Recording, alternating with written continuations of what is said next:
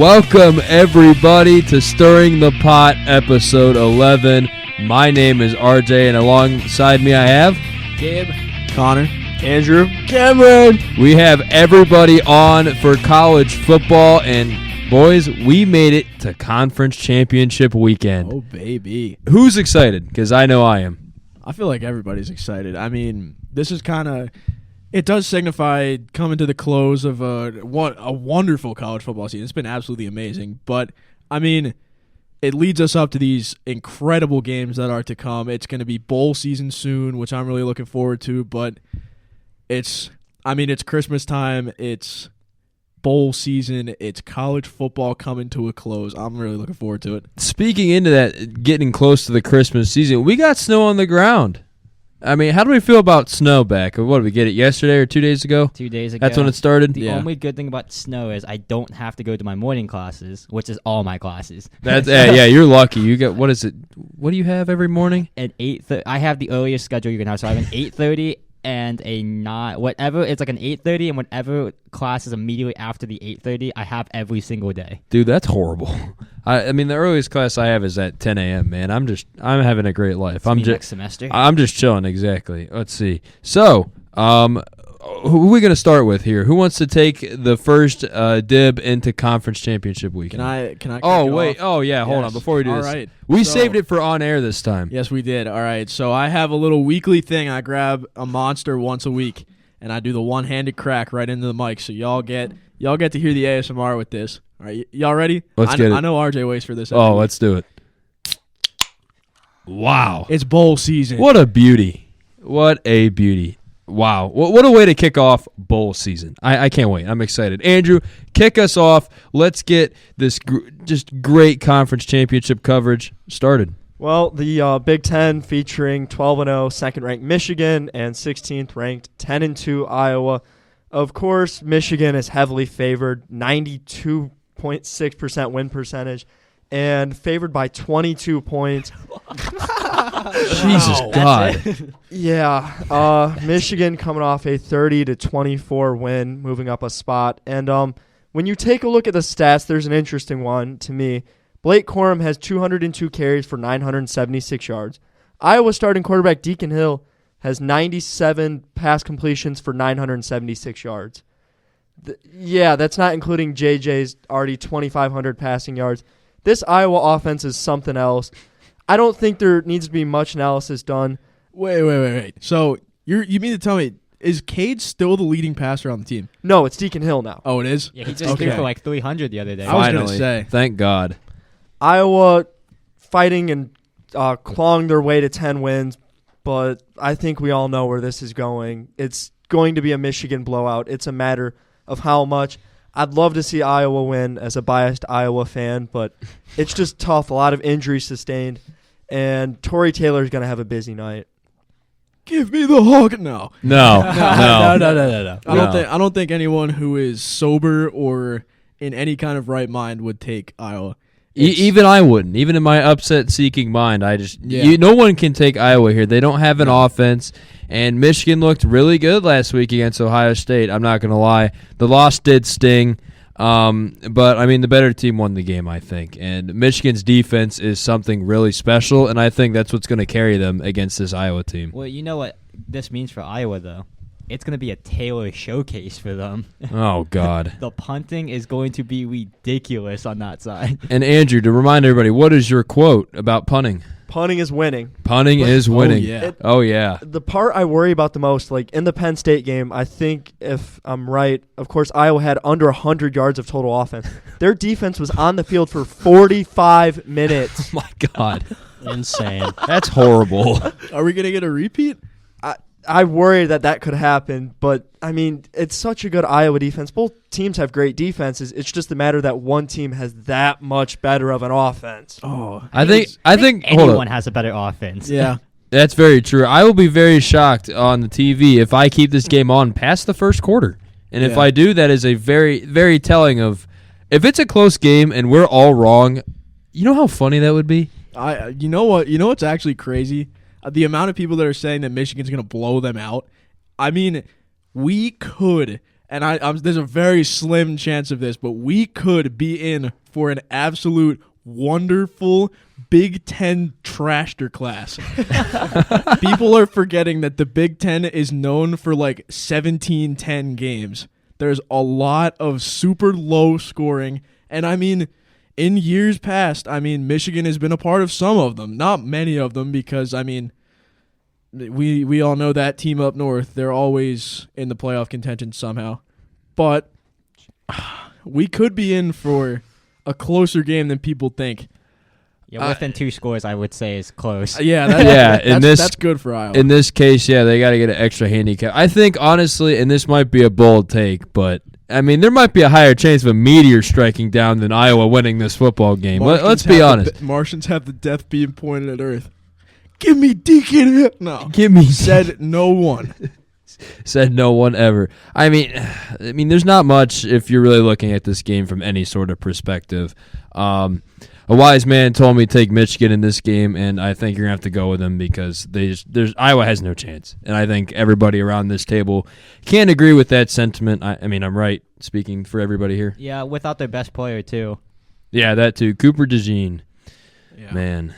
Maybe a potential future NFL. Maybe see him doing good things in the NFL. That'd be. He's a day 1 pick. Oh, yeah. It's just depending on what team he goes to. That's the better question. But that is for later weeks on down the road as we go. What is it? April's NFL draft? Yep. Late April. Yep. That'll be something that we'll all obviously keep an eye on before our NFL.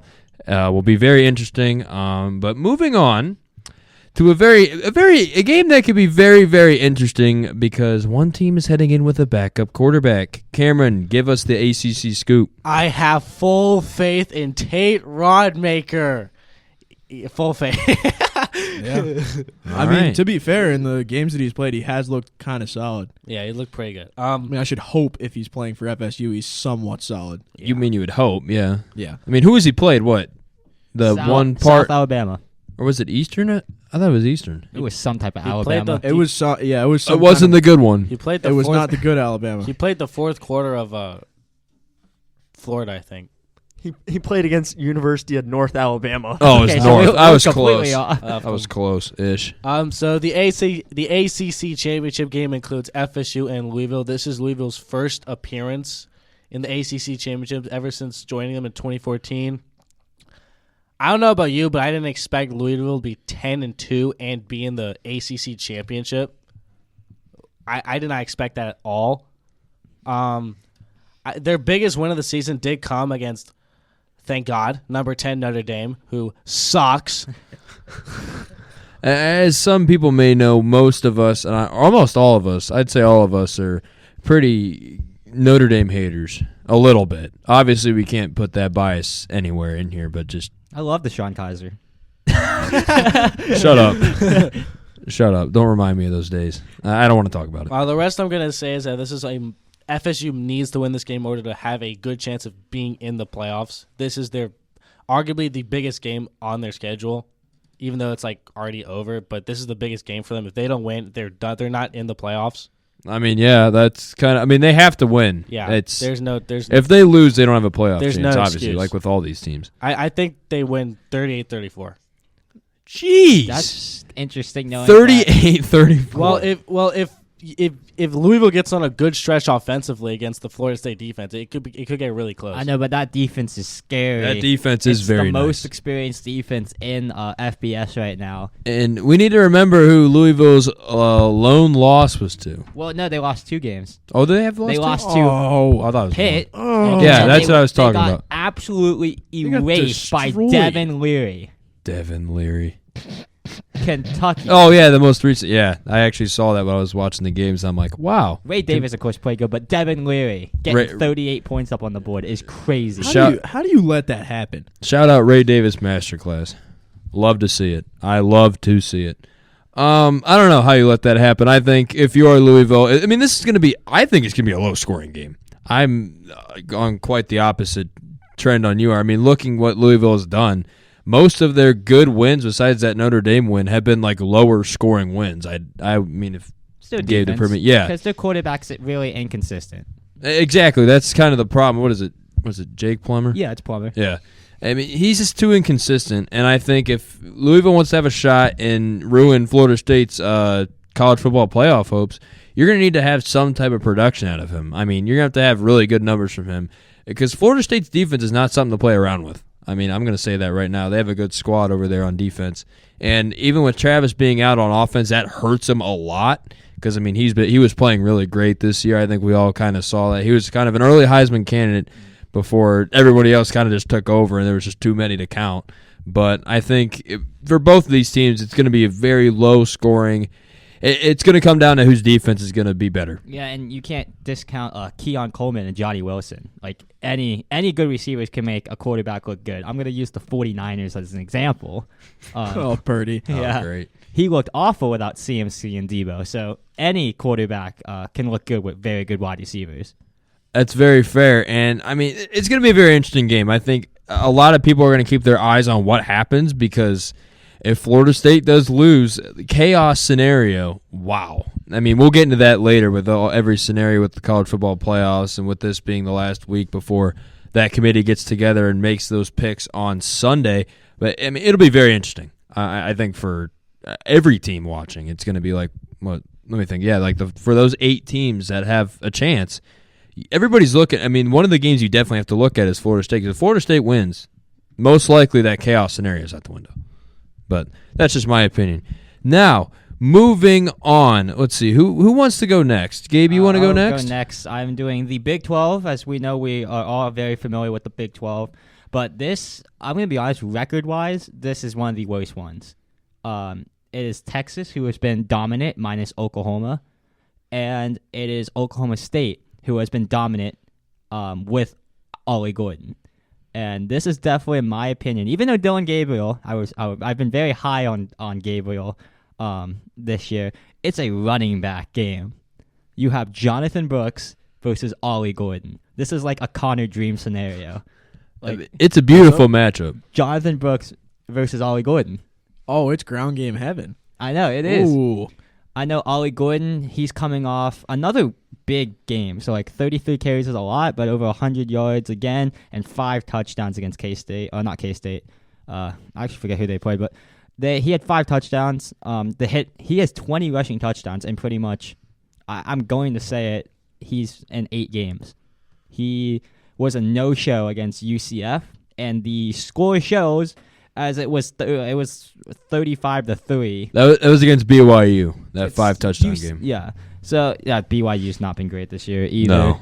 But, yeah, UCF beating them 45-3, though. Ollie Gordon, that game, 12 carries for 25 yards. This team also lost to an very low. They had a terrible start to the year because they did not play Ollie Gordon. So he is their offense. The number one thing in Texas's playbook would have to be the cover 0 blitz.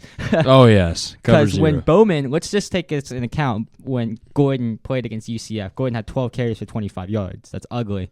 Bowman had 3 interceptions, no touchdowns against UCF. And UCF's secondary has been awful this year. So, yeah, he's done nothing to really help him out, really. I mean, much. This is really just the Ollie Gordon show, and it's going to be that way. He's been very valuable as a second act.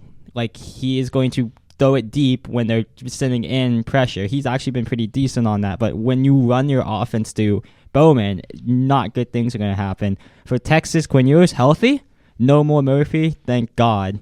But you have to see this team. They did lose to Oklahoma. Oklahoma State beat Oklahoma. I know people don't really look at that, but that did happen. Oh, yeah. But I really see this game as Texas's to win. I see them dominating. I'm not even kidding about that. I see they have around a 90% chance to win according to ESPN. I don't disagree with that. It's in Arlington, Texas. I just see this team has a complete unit and easily can get it done because they have one of the best D-lines in the league as well. I'm expecting a bigger game from Xavier Worthy. I wish he would have a big game. His draft stock has fallen to nothing. But I'm going to have to go Texas 31-17. Wow, I completely agree with you. I think Texas on both sides of the ball, they have playmakers that can get the job done. I think especially looking at they want a playoff spot. They want to be in the playoff. I mean, they want Texas to be back on the map as a powerhouse contender. This is the season to do it, really, with all these conference championship games and also something to add with Xavier Worthy's stock that you just talked about. I think whichever team gets him in next year's draft or this upcoming year's draft, wow. I mean, I think it'll be a steal. Because, I mean, he said a little bit of lower production, but it's because of Malik Murphy and coming in at QB. That's not Quinn Ewers.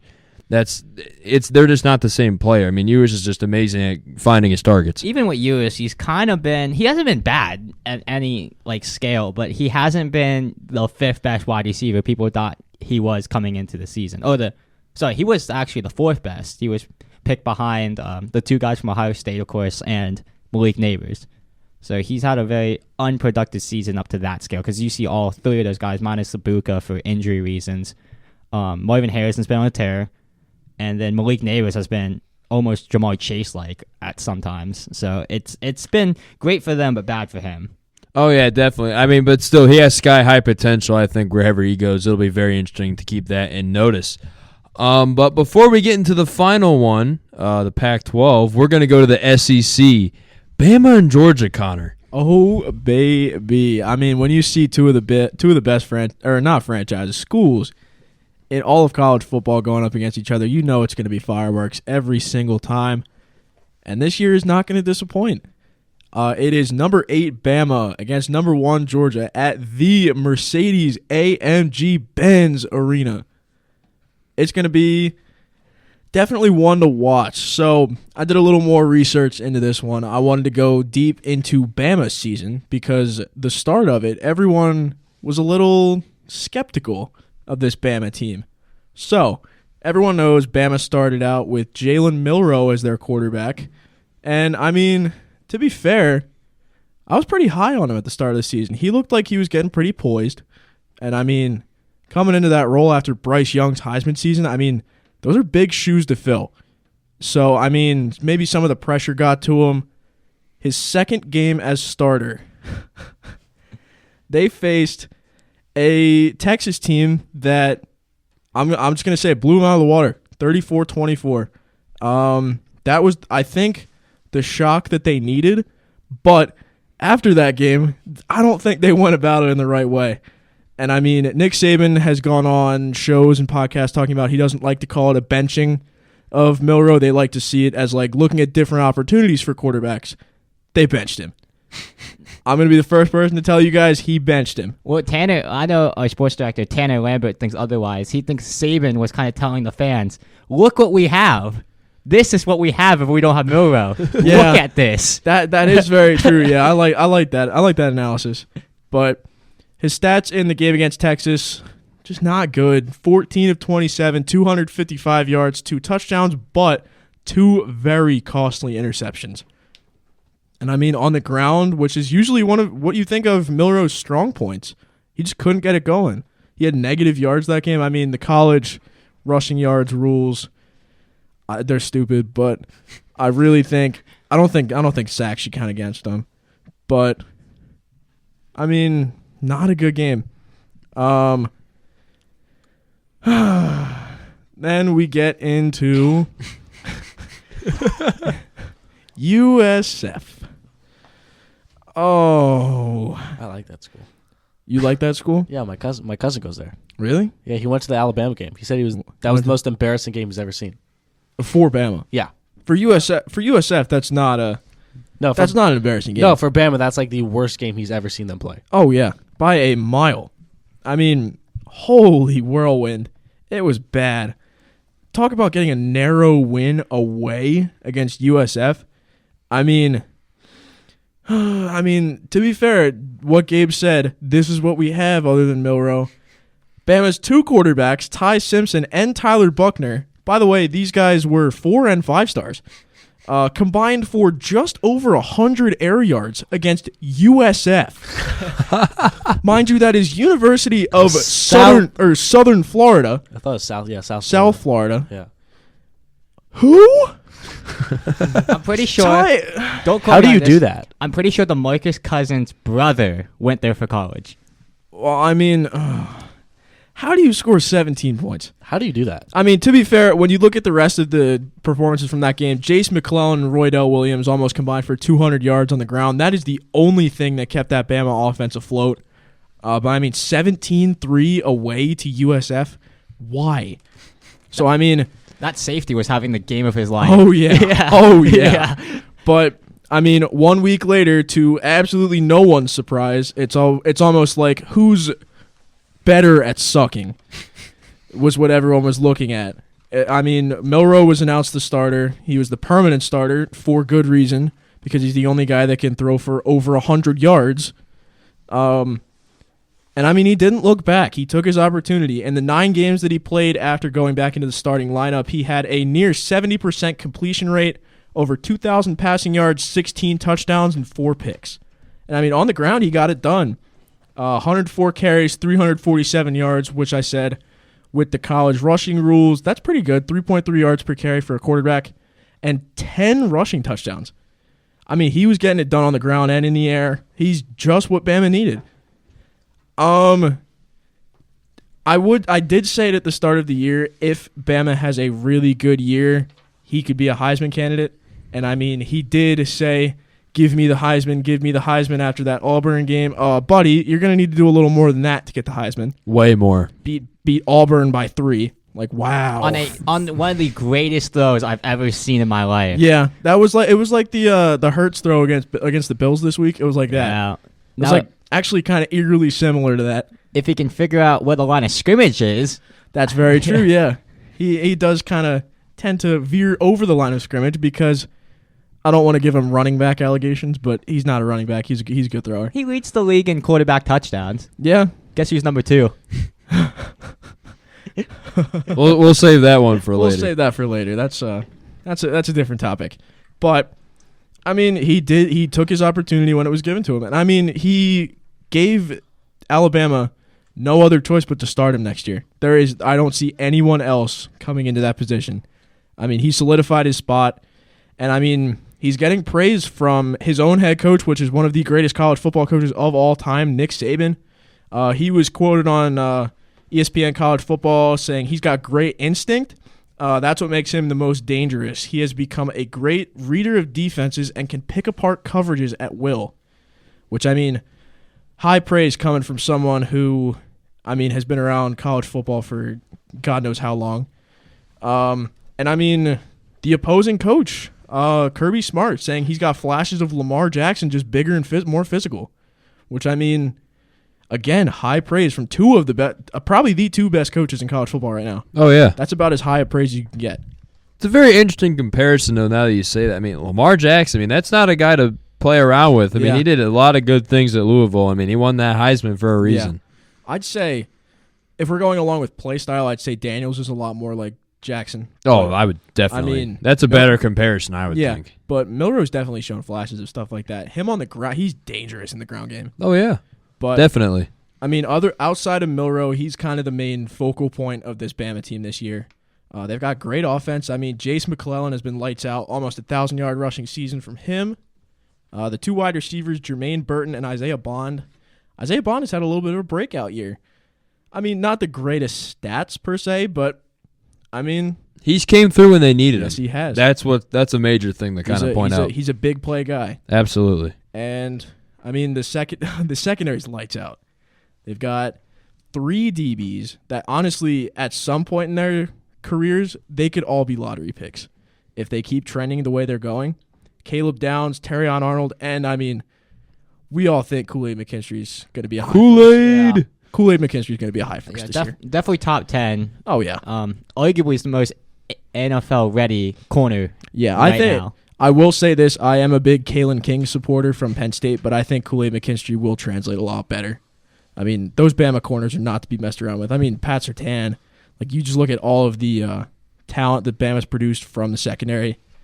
It's unmatched. Yeah, and switching back to the quarterback, I think that's why people are so, I'm going to say, ruthless on Milroe. You go from Jalen Hurts to Mac Jones, Bryce Young to Jalen Milroe. Yeah. The expectations were an all-time high, and he didn't meet them, and then he comes out, and now he is meeting them. Yeah. I mean, Bama fans do have a reason to get their hopes up very, very high because, I mean, the team has been absolutely ruthless over the past, decade.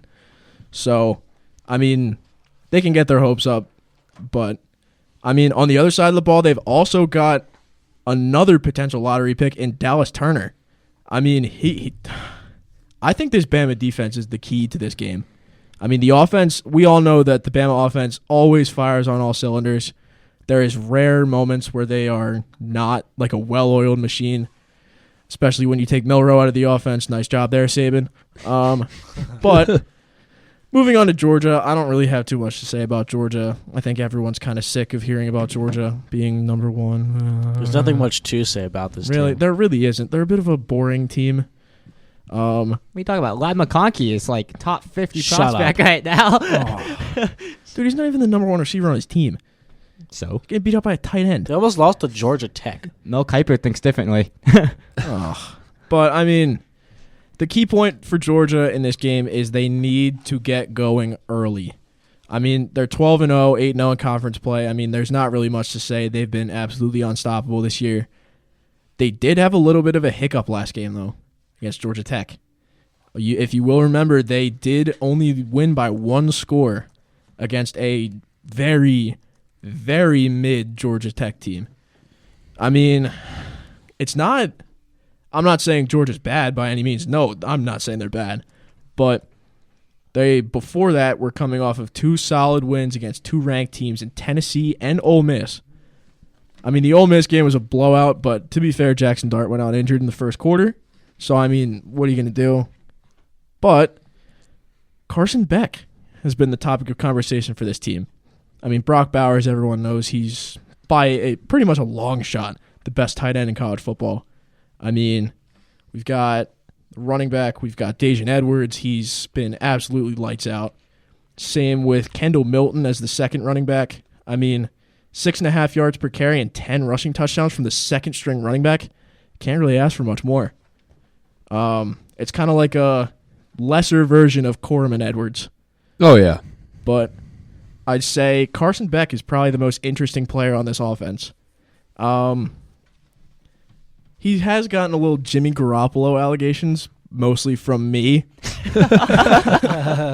But, I mean, he's actually been very solid. 72.5% completion rate, 3,500 yards, 22 touchdowns, and only 6 picks. Which, I mean, for a number one offense, you could ask for a little more out of him, but what are you going to do? I mean, you're doing the best with what you have, and I mean, he has had a few hiccups this year. There were 2 close games, I believe. I believe it was it Auburn? It was Mizzou. Yep. And I think, wasn't Auburn really close too? Yeah, it was. Auburn lost by 7. Mizzou lost because Brady Cook decided to have the worst game of the season. It's the oh god, we almost lost the Auburn Bowl. Yeah. Yeah. So I mean, there's not really much more to say about Georgia. Their defense every year just always seems to turn up. They produce NFL talent like lightning every year, especially on the defensive side of the ball. But going into this matchup, I really do think there's one route that you could take with it being a blowout. Like, I mean, Georgia is only 52% favored. I mean, the projections for it is going to be a close game. But honestly, if Bama can shut down this Georgia offense early, I really do think that Bama can win by like 2 scores. And I really do think that Bama will take this one. They do have the opportunity. It's right in their hands. And I mean, if Bama wins this game, obviously they have a playoff spot, which I mean, nobody wants to like see Bama in the playoff again. I mean, it happens like every year. I mean, except last year, the exception of last year. But I really do think Bama's got this game in their hands. They just need to take this opportunity. This is like probably the weakest Georgia team we've seen in years. I mean, the Stetson Bennett-led teams, like, you know, for like 6 years, like however long Stetson Bennett was in college, like a decade. But, I mean, Stetson Bennett's in the league working on his personal finance major, so, I mean, you'll see him doing your taxes in a few years.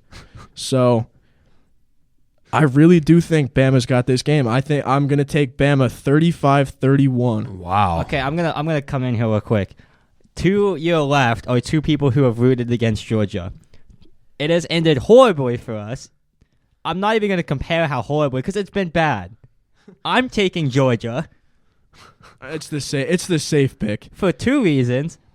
I will probably be wrong and Bama will win, and I'm not rooting against Georgia. Yeah, I mean, that's fair enough. 2 reasons. It's really hard to bet against Georgia, but like, it's Nick Saban. I got to stick with my gut. I think Bama's going to come away with a close one. It's going to be, I think, more of a lower scoring game than your prediction, but it's going to be a 1-score game regardless of what way it plays out. I think if you're Bama, you need this game way more because, I mean, what it would do to your playoff odds and boost you to even have a chance, that's saying something. But I mean, with this Georgia team, obviously that biggest question mark, like you said, was Carson Beck. And, I mean, in his first test, he passed. It was that old. I mean, Brock Bowers was a little bit. I mean, he's still injured. Shocked he came back that quick. I'm going to say that right now. But I mean, he passed that test. I mean, they just blew Ole Miss out of the water. But I mean, it's Alabama and Nick Saban, and they always play Georgia close no matter what. Just because even if they have like a weaker team than usual, they still play them really, really good. So I mean, I don't blame you obviously taking Alabama. But I mean, this Georgia team. I mean, it's Georgia. I really think, I mean, with Jalen Milroe in at QB, I wouldn't say it's one of their weaker QBs the past couple years. I don't think it's that far-fetched saying What do you that. mean? There's one other quarterback to choose from in the past, like, half a decade. It's Stetson Bennett. No, I'm talking about Bama here. Oh, For Bama sorry. QBs. No, for sorry Bama about that, QBs. yeah. I thought you were talking about Beck still. Oh, no, there's like only like one. And that's it's crazy Bennett. to say It's that Bennett. Milroe is undoubtedly the worst quarterback they've had in the last 8 years, I think. Well, I mean, yeah, you go from Tua and Hurts, and then you have like the likes of Bryce Young, Mac and Jones, Matt. Yep. Why are we talking about Mac Jones anymore? I mean, he was great in college, but like, That's We're why talking we're about, talking yeah, about it's him. straight Yeah. college. He stinks. Now. We're talking holy about. choke. No, but I mean, I'm going to go with Georgia here. It's going to be I'm going to give Georgia by 3 points. I think 24-21. I really think it's going to come down to who has the ball in the last possession of the game. I think that's what it's going to come down to. And I think Georgia will respond and show why they're the number one team. And I think this playoff race is going to be very interesting. I'm very excited. And this game is probably my second favorite circle game before the one I'm going to talk about here, which is the finale most likely of the Pac-12. The Pac-12 title game. Number 5 Oregon going up against number 3 Washington in Las Vegas. The bright lights of Las Vegas in Allegiant Stadium, which is ironic for this game. Both teams are putting all their chips on the table here. I mean, that's what this game really is. The winner has a locked playoff spot, and it is not even questionable. I mean, I think everybody here can agree with that. It's 5 versus 3. I mean, obviously, most likely, say if Oregon does win at 5, they'll probably jump up to 3, probably. Yeah. You mean when? That's bold, You mean man. when? That's Whoever very bold. wins this game goes to the playoffs, and whoever loses will most likely either play Ohio State or Texas. Yeah, and I think another important thing to note is whoever wins this game significantly boosts their odds of winning the Heisman. Oh, yeah. That is true as well, yeah. I mean, I don't want to call it the battle for the Heisman. I mean, I have it here in my It's the battle for It's the not. playoffs. It's the battle for second place. battle for- I'd give it No. to Michigan. No. Second No, place. he's is the Heisman. talking Heisman. I thought you were talking Battle overall, for second. I Jaden don't Daniels, know about. propaganda reigns. He's not getting it. As much as I really think he deserves it, and how close he'll really be, it's either probably going to be. It'll probably be Bo Nix. I'm going to be sending a very nasty letter to the NCAA if Oh Jaden my- Daniels doesn't win it. Oh my god! Well, you better get that letter ready because Yeah, I might as well start writing. Exactly. But I'm going to tell you guys a story about both of these teams this season. First, we're going to go into Washington's season. First 4 big games for them were all big wins. Like, no one really of importance. They're really just blowouts. But then their 5th game against Arizona was only a 31-24 win. This is before we knew what Arizona was. So obviously it shows a lot now, obviously, seeing what Arizona has done this season, which they've been one of the biggest surprise teams of this college football season. And I'm glad they're finding success because they're a program, that they deserve success. So, it's really good for them to kind of get on that track and have a good record this season. But then the week after, though, a huge win against Oregon at home, 36-33 in that shootout in Washington. A game we were all keeping a very, very close eye on. It was a great game, but Washington pulled that off, got the win, and then they beat Stanford and then won in a shutout versus Caleb Williams and the high-flying USC offense. Notice I didn't say their whole team as a whole because they don't have a defense. I think everybody knew that. And 52-42 was that final, and they won in a huge game against Caleb Williams. And then their next 3 games were one-score wins over, I'd say very tough opponents. 35-28 against number 18 Utah at the time. 22-20 against number 11 Oregon State, that 2-point very, very close win. I was watching that game, very, very close. And then the last week of the year against their rival Washington State, they won 24-21 at home. But, with this Washington team, we need to talk about their top 2 offensive playmakers, Michael Penix Jr. and Rome Odunze. They're both really electric, and they really set this Washington offense on fire. I think if you're really looking at any of Washington's big plays this season, it's because of those 2 guys right there. I think it's not really without a doubt. They're both very, very amazing players and obviously have bright NFL futures ahead of them. But looking at it, though, they light the scoreboard, though. Amazing passes from Penix, and then there's the catches that Odunze makes to just give Washington. As soon as he gets like a big catch, it's like, wow, Washington just has all the momentum no matter how close the game is. That's how I really think of how much of an impact this kid makes.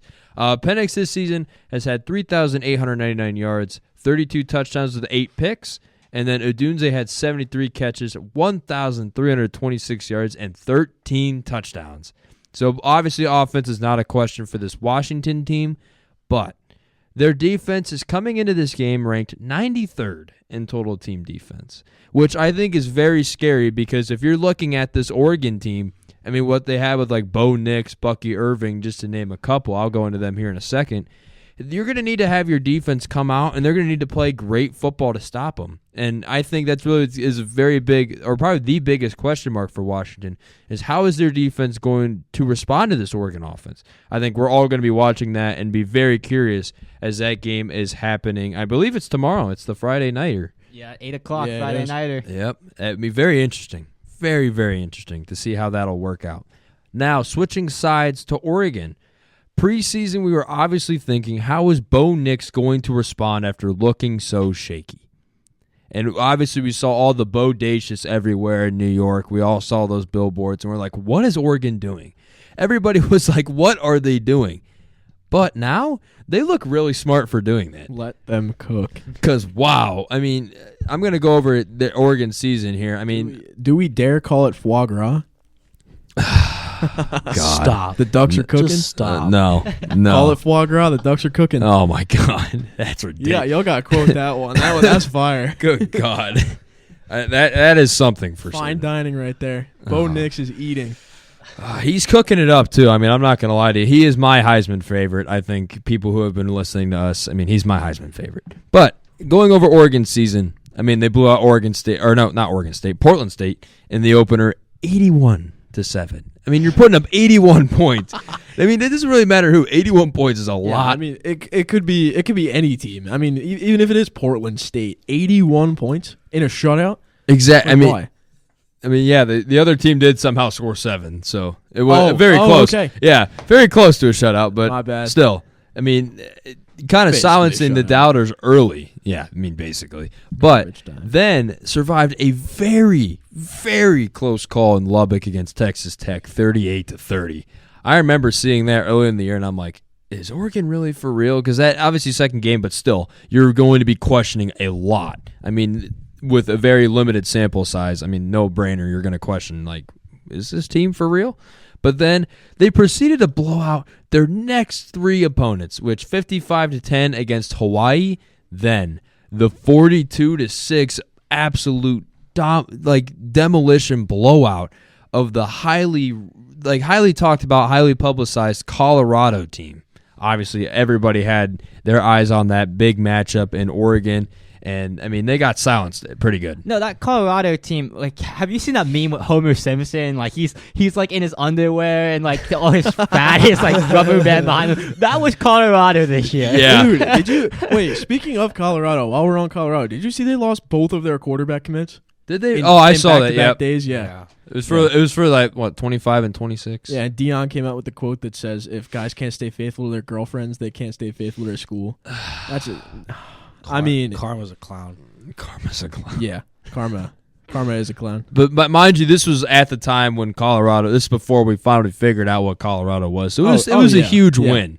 Regardless, it was a huge win for this Oregon team, and then obviously blowing out Stanford with the same score of 42-6, and then they lost a very close and competitive game in Washington. Obviously, as we mentioned earlier, against the Huskies, we saw what was it? It was that very controversial fourth down. What was it? They punted on fourth down, or they went for it and missed it. They went for it and missed it, and then they missed a field goal, which obviously ended up costing that game. But I mean, looking at the rest of their schedule, I mean, they blew out every other remaining team. I mean, 38-24 isn't as much of a blowout, but I mean, it is Washington State. But I mean, Washington State, this was before with Cam Ward. Obviously, Connor, you were a big guy on Cam Ward back during this time. I mean, yeah. I mean, he had an absolutely amazing start to the season. I mean, it just faltered off. I mean, I don't know what happened to that Wazoo team, but I mean, they kept it close with Washington last week. I mean, I was the biggest Wazoo fan last week because I just wanted to see Washington lose. Oh yeah, I was too. Just for the fun of it. Oh, trust me, I had a different reason, but yeah, I was hoping Washington State pulled that out. But I mean, still very entertaining game. But then looking at the remainder after Washington State, let's see who we have here. Yeah, we have 35-6 against Utah in Utah. This is when Utah was ranked 13th. I mean, they just absolutely blew them out in Utah. I mean, which is unprecedented, I'd really say. You guys thought I was crazy when I had that game, and I said Oregon 31-10. And everybody looked at you like you were nuts. Yeah, and I was like, me included. I know what I'm talking about 20% of the time. Yeah, honestly, yeah. 20% is pushing it, but yeah, sure, we'll say 20%. But still, I mean, looking at the remainder, then let me see. I'm trying to find here where I left off. Yes, obviously, 63-19 against California, 36-27 against USC, and then 49-13 blowout against Arizona State, and then the final game of the year, very shocking to me at least, 31-7 blowout against Oregon State and Mr. DJ, who is in the transfer portal. I thought we'd break our first transfer portal news. We'll get into that a little bit later. But DJ going to the transfer portal once again. We will get into that later. But still, Bo Nix this season, I mean, he's played out of his mind. He's had 3,906 passing yards, 37 touchdowns. I want you guys to guess how many interceptions he's thrown this season without looking at what I have. It's 2, isn't it? Yep, it's 2. I was about to guess 3, yeah. Yeah, that's it. 2 picks the whole year. I mean, that's insane. I mean, when he was his former nickname of Bo Picks, it's not there anymore. I'll tell you that right now. I will not be calling him that again. We should make Bo Nix's middle name No Throw. Bo No Throw Picks. I mean, because he doesn't throw picks anymore. Not anymore. He doesn't. I mean, wow. Bo Nix has been playing amazing. That's why he is. He's like. I mean, that's why he's my Heisman. It's like Jesus turning water into wine. He's turning picks into tutties. Yeah, he's completely turned it around. He switched it around real quick, and I think the only people who kind of guessed that were people around that Oregon program. But I mean, it's not just Bo Nix running the show offensively. There's also a guy, I don't know if anybody's heard of him, Bucky Irving. I mean, at running back, he's been amazing for them. 1,043 rushing yards and 10 rushing touchdowns. He's been kind of, if Bo Nix obviously doesn't have to do everything himself, having that Bucky Irving type of player to kind of just hand it off and let him run, let him get you those yards, it's very huge for a team. Yeah, and I mean, later we'll get into the Heisman propaganda that I'll be pushing, but I mean, Bucky Irving takes off that pressure on Bo Nix to be able to run.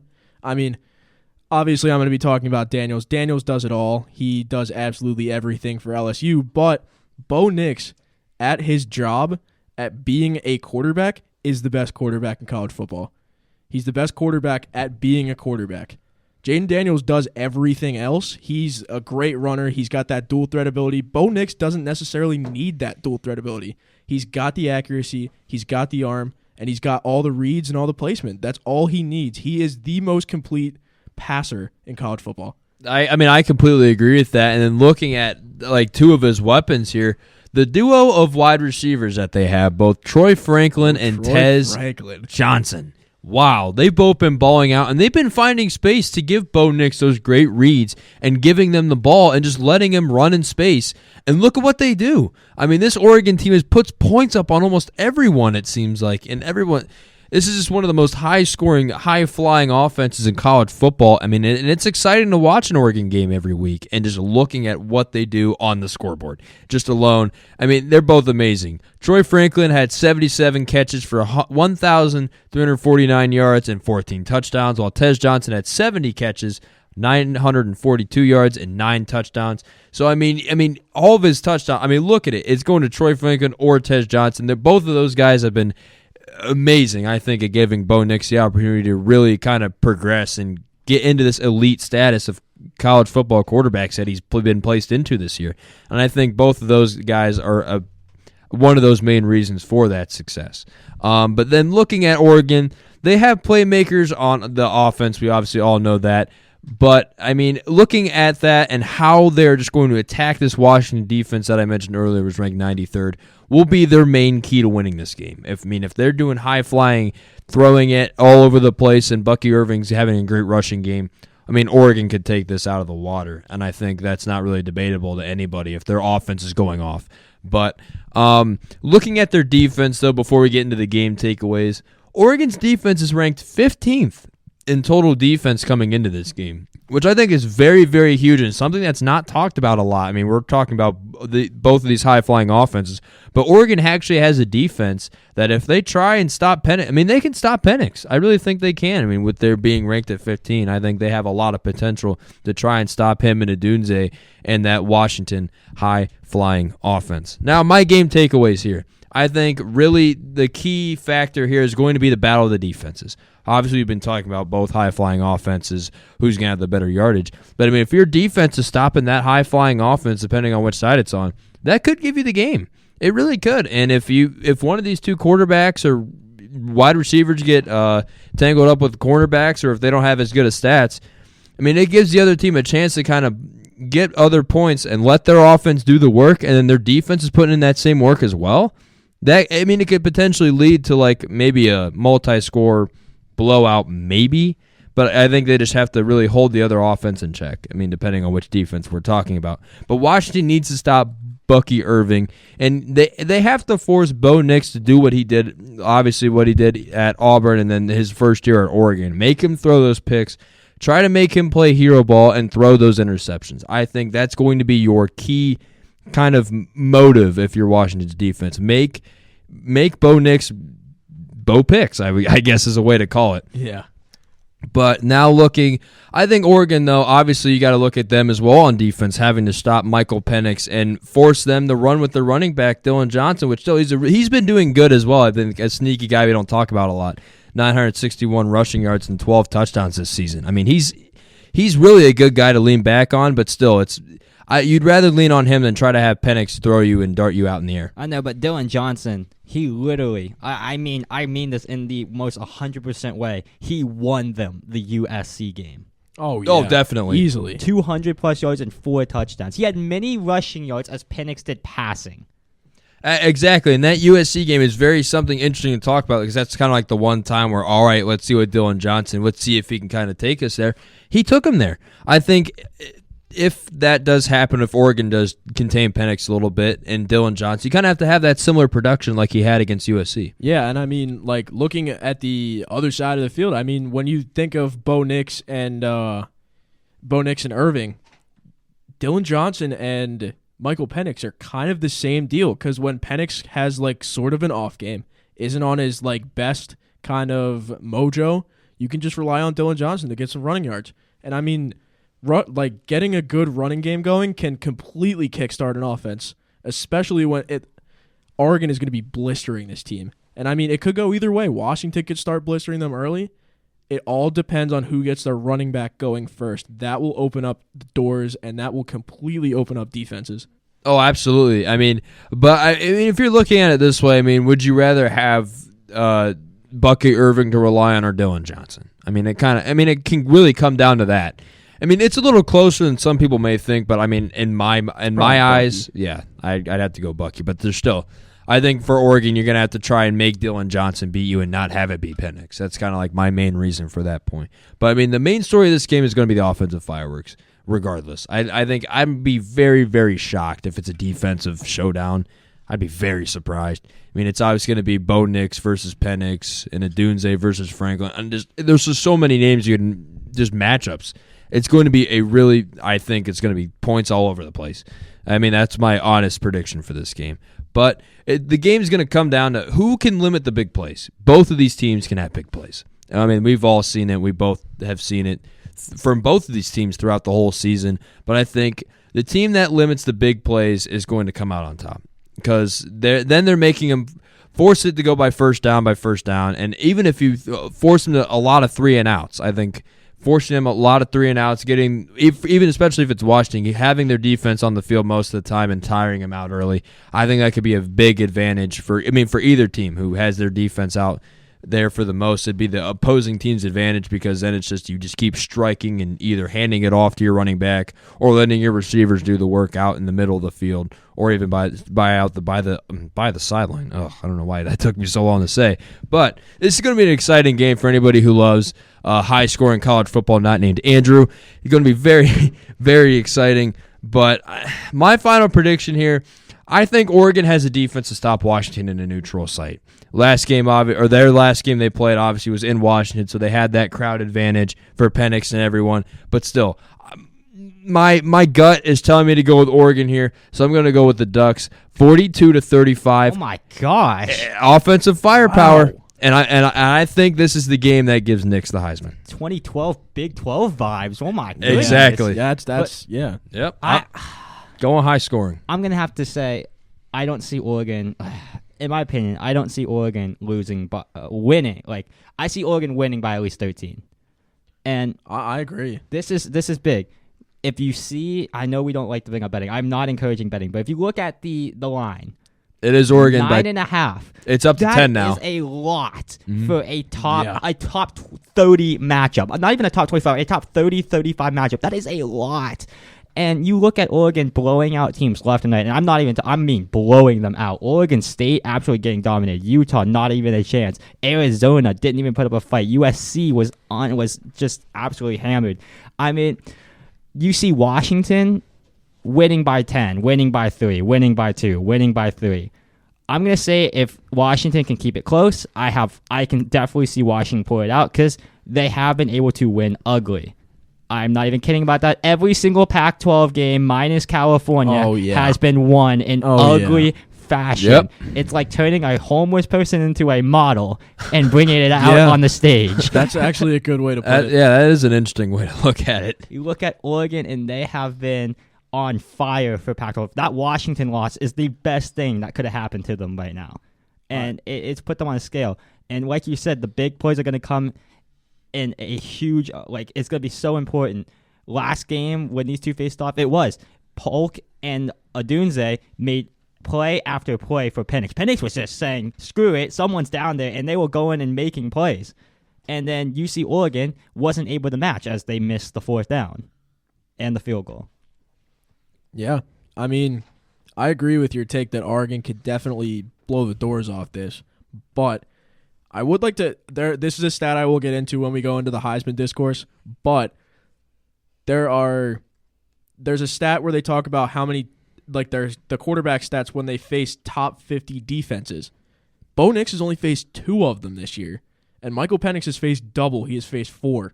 So, I mean, when you look at it, when Washington is still undefeated in that regard, that honestly gives Washington a leg up in that kind of category. Because, I mean, with Bo Nix only being exposed to 2 top 50 defenses this year, That's a little worrisome. You have to consider that Oregon is also one of those 4 teams, and Utah. That is very true. Utah and Oregon State are probably one of those, probably 4 of those 2 teams, and then Oregon themselves are probably the 3rd team. Oregon are probably one of the 4. Yeah.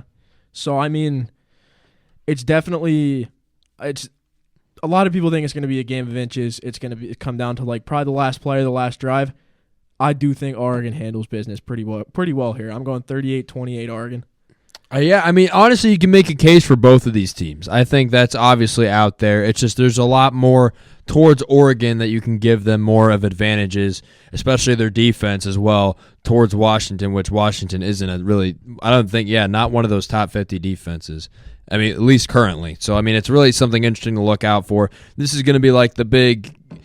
It's obviously a top 5 matchup. It's going to be the big fireworks, points everywhere. I mean, that's what I really think it's going to be because both these offenses are amazing unless Oregon's defense really shows out in a certain way and make Penix look like something we haven't seen him before. I mean, there's a lot of scenarios and opportunities that this game can bring, but that will lead us now into the college football playoff rankings. So for everyone, obviously we go from 25 to 1, and we'll talk about obviously teams that rose, kind of fell down, and then we'll talk about scenarios towards the end of this segment. So running in at 25, we have Kansas State.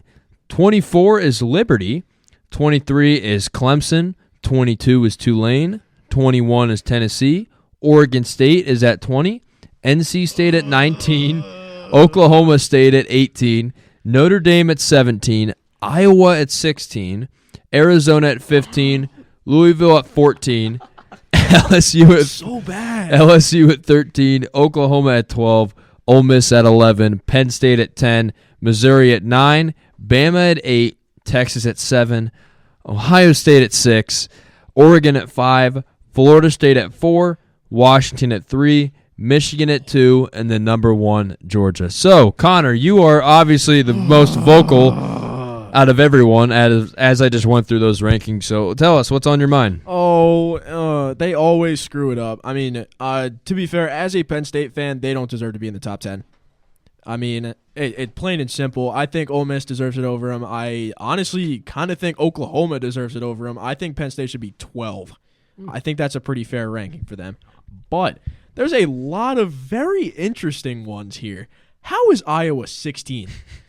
That is a very great question. How are they 16? I mean, how are they above Notre Dame? How are they above Oklahoma State? How is Oklahoma State only 18? UCF. No, give it. That's the only reason. Yeah, I'm very curious. Did you forget Oklahoma State lost to South Alabama? Well, yeah, true, but like They it's didn't have Iowa. They didn't have Ollie Gordon unlocked. He was still in the loading tube. Oh my gosh. 10-2. 10-2 should be 11-1 versus 9-3. Okay, there's also a glaring one here. How did Oregon State drop 4 spots for losing to a pretty much playoff team? They got blown out by them. True, but it's Oregon. How are they below NC State? I'll give you that completely. I think how they look at it is by the losses. Yeah. I mean, for these Power 5 teams. I mean, obviously we're disincluding both Liberty and Tulane. Clemson 24. There's a very interesting team that has a very interesting championship game in this poll. Tulane SMU. That is going to be a firework game. I mean, isn't SMU the one team? It's either SMU or Clemson that we're playing, or that West Virginia is playing in a bowl, right? I think it's SMU. It's SMU. We're playing SMU in a bowl. We might be. It's possible. They're 9-2, I think. SMU is 9-2. I thought or aren't they 10-2? Maybe they've only lost 2 games. I know that. Yeah, it's either SMU or Clemson. One of those losses is Oklahoma too. Yeah, I mean you can't really blame them for losing to Oklahoma. Do you mean we might get to play against the bum that is Cade Klubnik? Yeah, we could. For Clemson? Yeah. I don't think we play Clemson. I see us having a better chance against something like USC. What? Honestly, because they're a top 30 team. I'm pretty sure Utah is now a top 30 team. Oh wait, before we go on, I would like to raise the topic while we're on West Virginia football currently. Okay. I'd like to raise the topic. Guess who is top 10 in PFF rankings? Garrett Green. At 9, right? Yep. Yeah, I did see he's that. above. I believe he's above Dylan Gabriel. Yeah, he's number 2. You know he's number 2 in rushing touchdowns for a quarterback. Yeah.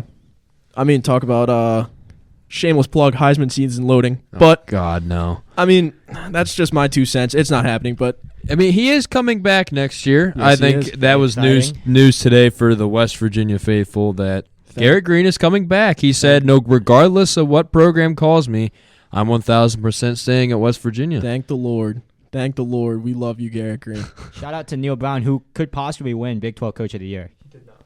He He's did not. not? Oh. Yeah, no. He didn't. Those are out now? It was Gundy. Well, I can see that. That makes Oklahoma sense. I State like was that. awful That too makes last sense. I like that year. I pick. respect that. But Neil Brown picked 14th. Runner up. And what did we end up, 5th or 6th? We in ended the up Big 12? I think it was 5th. Yeah. 5th? I'll take that. Better than 14. Hey, as over 500. That's And, all that I matters. mean, you Yeah. saw 2 air raid teams in Oklahoma State and West Virginia who were picked bottom change their game into an old school, run it in your mouth play Smash style. mouth, baby. Smash mouth football. And That's it Penn worked State out. football right there. Oh yeah, very I interesting. just checked the rankings. We are 6th. Okay, yeah, that's what I Okay, thought. 'Cause Big 12 Iowa six. State, 6th in the nation. Iowa State beat I wish. K-State on 35 plays. That's incredible. Oh. I did see that. They had 40-plus points on 35 plays. Wow. I But- mean, there's a lot of shouts on this poll though. I mean, congrats to Liberty, man. 12-0. I mean, it's great to see not very talked about football programs get up in the rankings there. I like mean, it. Same with NC State. NC State's been in a little bit of the slums recently. I mean, it's good to see them back. Yeah, shout out to JMU. They get a bowl Yeah. game. Yep. Yeah. App State is no joke. They almost beat UNC. Andrew, every what year. do you have to say to that? Well, okay, so I know it's haha funny G5, but the Liberty and Tulane both playing for the New Year's 6 bid. Sucks that JMU can't get it, but still meaningful. Like, you know, I get it's not college football playoff big, but like still a big game for Tulane and the other one playing Liberty? for the Liberty playing for the New Year's 6. Yeah, I mean, for both those programs, though, it matters to them, though. I mean, and obviously everyone around the country is still going to look at it. I mean, for these underdog programs, there's a lot of people even outside those programs that are rooting for them to like get that New Year's 6 bid. I mean, just what it would do for their program would be like astronomical. So, I mean, obviously, if you're either a fan of 2 of those programs, you've got to be really excited of how your team's played this season. Yeah, especially Tulane, because next year with the top 12 teams, the top non-Power 5 is an automatic spot in the playoffs, and that would be, as of now, depending on what happens, is Tulane. So meaning they would be facing probably the best team in the playoffs, I would guess. Yeah. I mean, even going away from the playoff poll, I mean, looking at the AP poll, Andrew, how do you feel about your hometown Toledo being 23? They've had a good year. Interested about the MAC championship against Miami, Ohio, but The better Miami. the real Oxford or whatever. The real Miami is what he the said. real Yeah. Miami, The real Big Miami, Ben, yeah. Big Ben Just University. the real Miami. That's a tough one for me to pick. I was never really UT fan. I was a BG fan between the two. And I don't like Miami, Ohio. I just feel that they're a boys' club school. So I wish both schools could lose. Have a tie. Wow. Split the trophy in half. Well, coming from a guy that is an Akron fan, we don't talk about football. It's on to basketball. That's what we have in the MAC. Buddy, I'm a Purdue fan. The mid from I Akron. understand our team was bad, but at least we beat Indiana. That is completely different. We are talking about Mid-American football. we're talking here. about Mid-American Mid-American This is football. Kent State, yeah. baby. This is MAC ball, baby. This is UTEP ball, baby. I would like to personally thank Kent State for giving us Beanie Bishop. Yes. I'd like to thank I would- UTEP for Aaron Jones. Even though he sucks in fantasy. Dude, get it together. I mean, say that for the fantasy subject because we're getting down to the wire in that too. But I mean, let's move on to some scenarios. So obviously, what's going around here, I mean, from a lot of fans, is the chaos scenario, and I'm gonna get into this here on how this could possibly work. So it's Bama beating Georgia. I think it's Bama beating Georgia. I think Michigan still wins against Iowa. I think that's regardless. I mean, Iowa doesn't have a chance. You know it, Andrew. Don't laugh at me like that. I mean, Don't laugh at me like that. 2-0. Okay, 2-0 safety. Let's do it. Let's do a very weird hypothetical scenario. Imagine it, like the star players for Michigan's offense all tear their ACLs. Oh my god. Or JJ McCarthy, both running backs, all the skill position players. Like, if Iowa wins that game, they're not. But if Iowa wins that game, it's a complete hypothetical. what happens to Michigan's program? they might just get like, Mr. Stark, I don't feel so good. And just get eradicated. Oh my God! I mean, that's a way to look about it. I guess It's not. Again, it's not happening. Yeah, no, that's definitely not happening. One can dream. There is a scenario. They stop Blake Corum, and J.J. McCarthy plays like he did against Bowling Green. Oh, so they get like 3 pick sixes? Yeah, and Yeah. it's like a 7-6 win. Because like I said, once, Big Ten disaster Once class. Michigan hits double digits, you can write it in the record. They're a Big 12 champion. They're Big 10. Big 12? Yeah, they're 12. They're Big 10. I would hate it if Michigan was in the Big 12. Oh, They're no. Big 10 champions if they score double digits. The point margin to get is 10. Yeah, that's fair. First to 10 points win. Yeah. But No, I mean, but I think for the chaos scenario, let's see. I think it'd be Oregon beating Washington, and then Louisville beating Florida State, and then Louisville, obviously Texas winning. where would you seed Louisville? That Louisville game is doable, but That's doable, but where would you seed them? top 10. Yeah, I mean, aren't they like they're not 14? Yeah, yeah, they're it'd be 14. top 10 That somewhere. Pitt loss hurt them so bad. Oh yeah. Ew, Pitt. I mean, it killed him. But then I believe so. In this hypothetical, then it'd be just absolutely everywhere. You would have. We're gonna say Michigan. So Michigan at 1 because they'll win. Washington at 2, and then 2 spots for 6, 7 teams. Bama, Texas. It'd be So wait, in this scenario, Washington wins? yes. We're saying Washington wins, and then so it'd be Florida State and Georgia losing. So obviously you got to put Bama in there somewhere. Only if Texas loses. Yeah. Only if Texas Only loses. if Texas Well, loses. I mean, yeah, you'd have Michigan at 1, Washington at 2, and then you'll have 2 spots. Unless, are you keeping Georgia in there? Yeah, No. I would. No. They're dropping outside the top 4 for I me. would. For If me, they lose to Bama, I would Yeah. put them at 4. because there'd be so many other better teams. who would you put at 3 then? If you're putting Oregon? Georgia at 4, It'd be Oregon. Sorry. What's the? So you said Florida State loses. yeah. So it'd be I would think Michigan would at be- 1. In my opinion, and this is going to be crazy, I'm going to say Texas loses just to go off of it, so we can put Alabama on there. And Alabama could very well jump Texas if they knock off number 1 unbeatable Georgia. Yeah, I could. So To be fair, I could definitely see an Oklahoma State win. I can definitely see that, and I would put Michigan at 1. As much as it hurts me to say, Michigan would be number 1. I would put Oregon at 2. I would put Alabama at 3, and I'd put Georgia at 4. That's just how I would do it, which would be awkward, but I you gotta see respect. That happen. You gotta Yeah. respect head to head in that. See- Yeah, in that your scenario, I get that a lot. See, this is gonna pain me. So I mean, say what the scenario that we're going with is Oregon wins, right?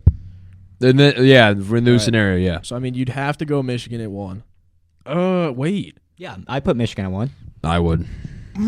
Oh yeah, strictly. I would honestly say strictly because of record. Penn State and Ohio State are much more difficult opponents than Oregon State and Utah. Definitely. Oh yeah. So I mean, Michigan at 1. I'd go Oregon at 2. 3. I would go with Bama, and 4. I'd go Ohio State. You I would think you would jump Ohio State in there. Yes, I would. Very interesting. Wow. I don't think they have a shot. Yes. Wow. Because I think if Washington loses to Oregon, I think they take that 6th spot. If Texas loses, obviously that's Ohio State's spot to burn. And I mean, like we said, we're saying Louisville wins, right? Yeah. Ohio Yeah. State have that 4 on lock for me. I know undoubtedly that Ohio State is at least 5. Ohio. Well, Oh, which yeah. pains you to even think about that. No. But they're undoubtedly number 5 at least. Could you imagine Michigan Ohio State in the semifinal? that'd be horrible. I don't like it. rematch? That's more Little pain. That's rematch. more pain in your system. Yeah. just put Marvin Harrison at quarterback. Have Yeah. him throw it to himself. Yeah. I'd be fine with that. Man, for Ohio State to get in though, you need Florida State to lose, and then Yeah. you want the favorites to win. You want Washington to beat Oregon. You want Michigan to win. I thought And- Oregon was favored. They are favored, but you want Washington to win. I mean, higher Oh, seeding. Yeah. Because of seeding, you want Washington to win, so you want it Georgia 1, Michigan 2, Washington 3, and then you need Florida State to lose, and then Texas to lose, and then that's Ohio State's spot to get. I mean, that's the only scenario that'll work. Mm-hmm. I mean, that's kind of like It's a it very for them. doable scenario. Yeah. Even if Texas ends up winning, if it's close, I would still say Ohio State, due to strength of schedule, has it. It depends on what the committee thinks about strength of schedule, and obviously our own Ohio State's only loss comes to Michigan, which would be undefeated in this scenario. And that helps you. Exactly. But, I mean, it's just going to be a very interesting way to see if that does end up happening. I mean, if Florida State wins, you got to put Florida State there. I mean, that's the truth. Yeah. This would be the top 4 as it is if the top 4 went out, obviously. But, I mean, I don't think that's going to happen, though. There's going to be a surprise somewhere. It's not just all going to go out the plan. Just like rivalry weekend, for example. Every what was it, like the top 4 or whoever with the rivalry games besides like Florida State were like close, one scores? Yeah.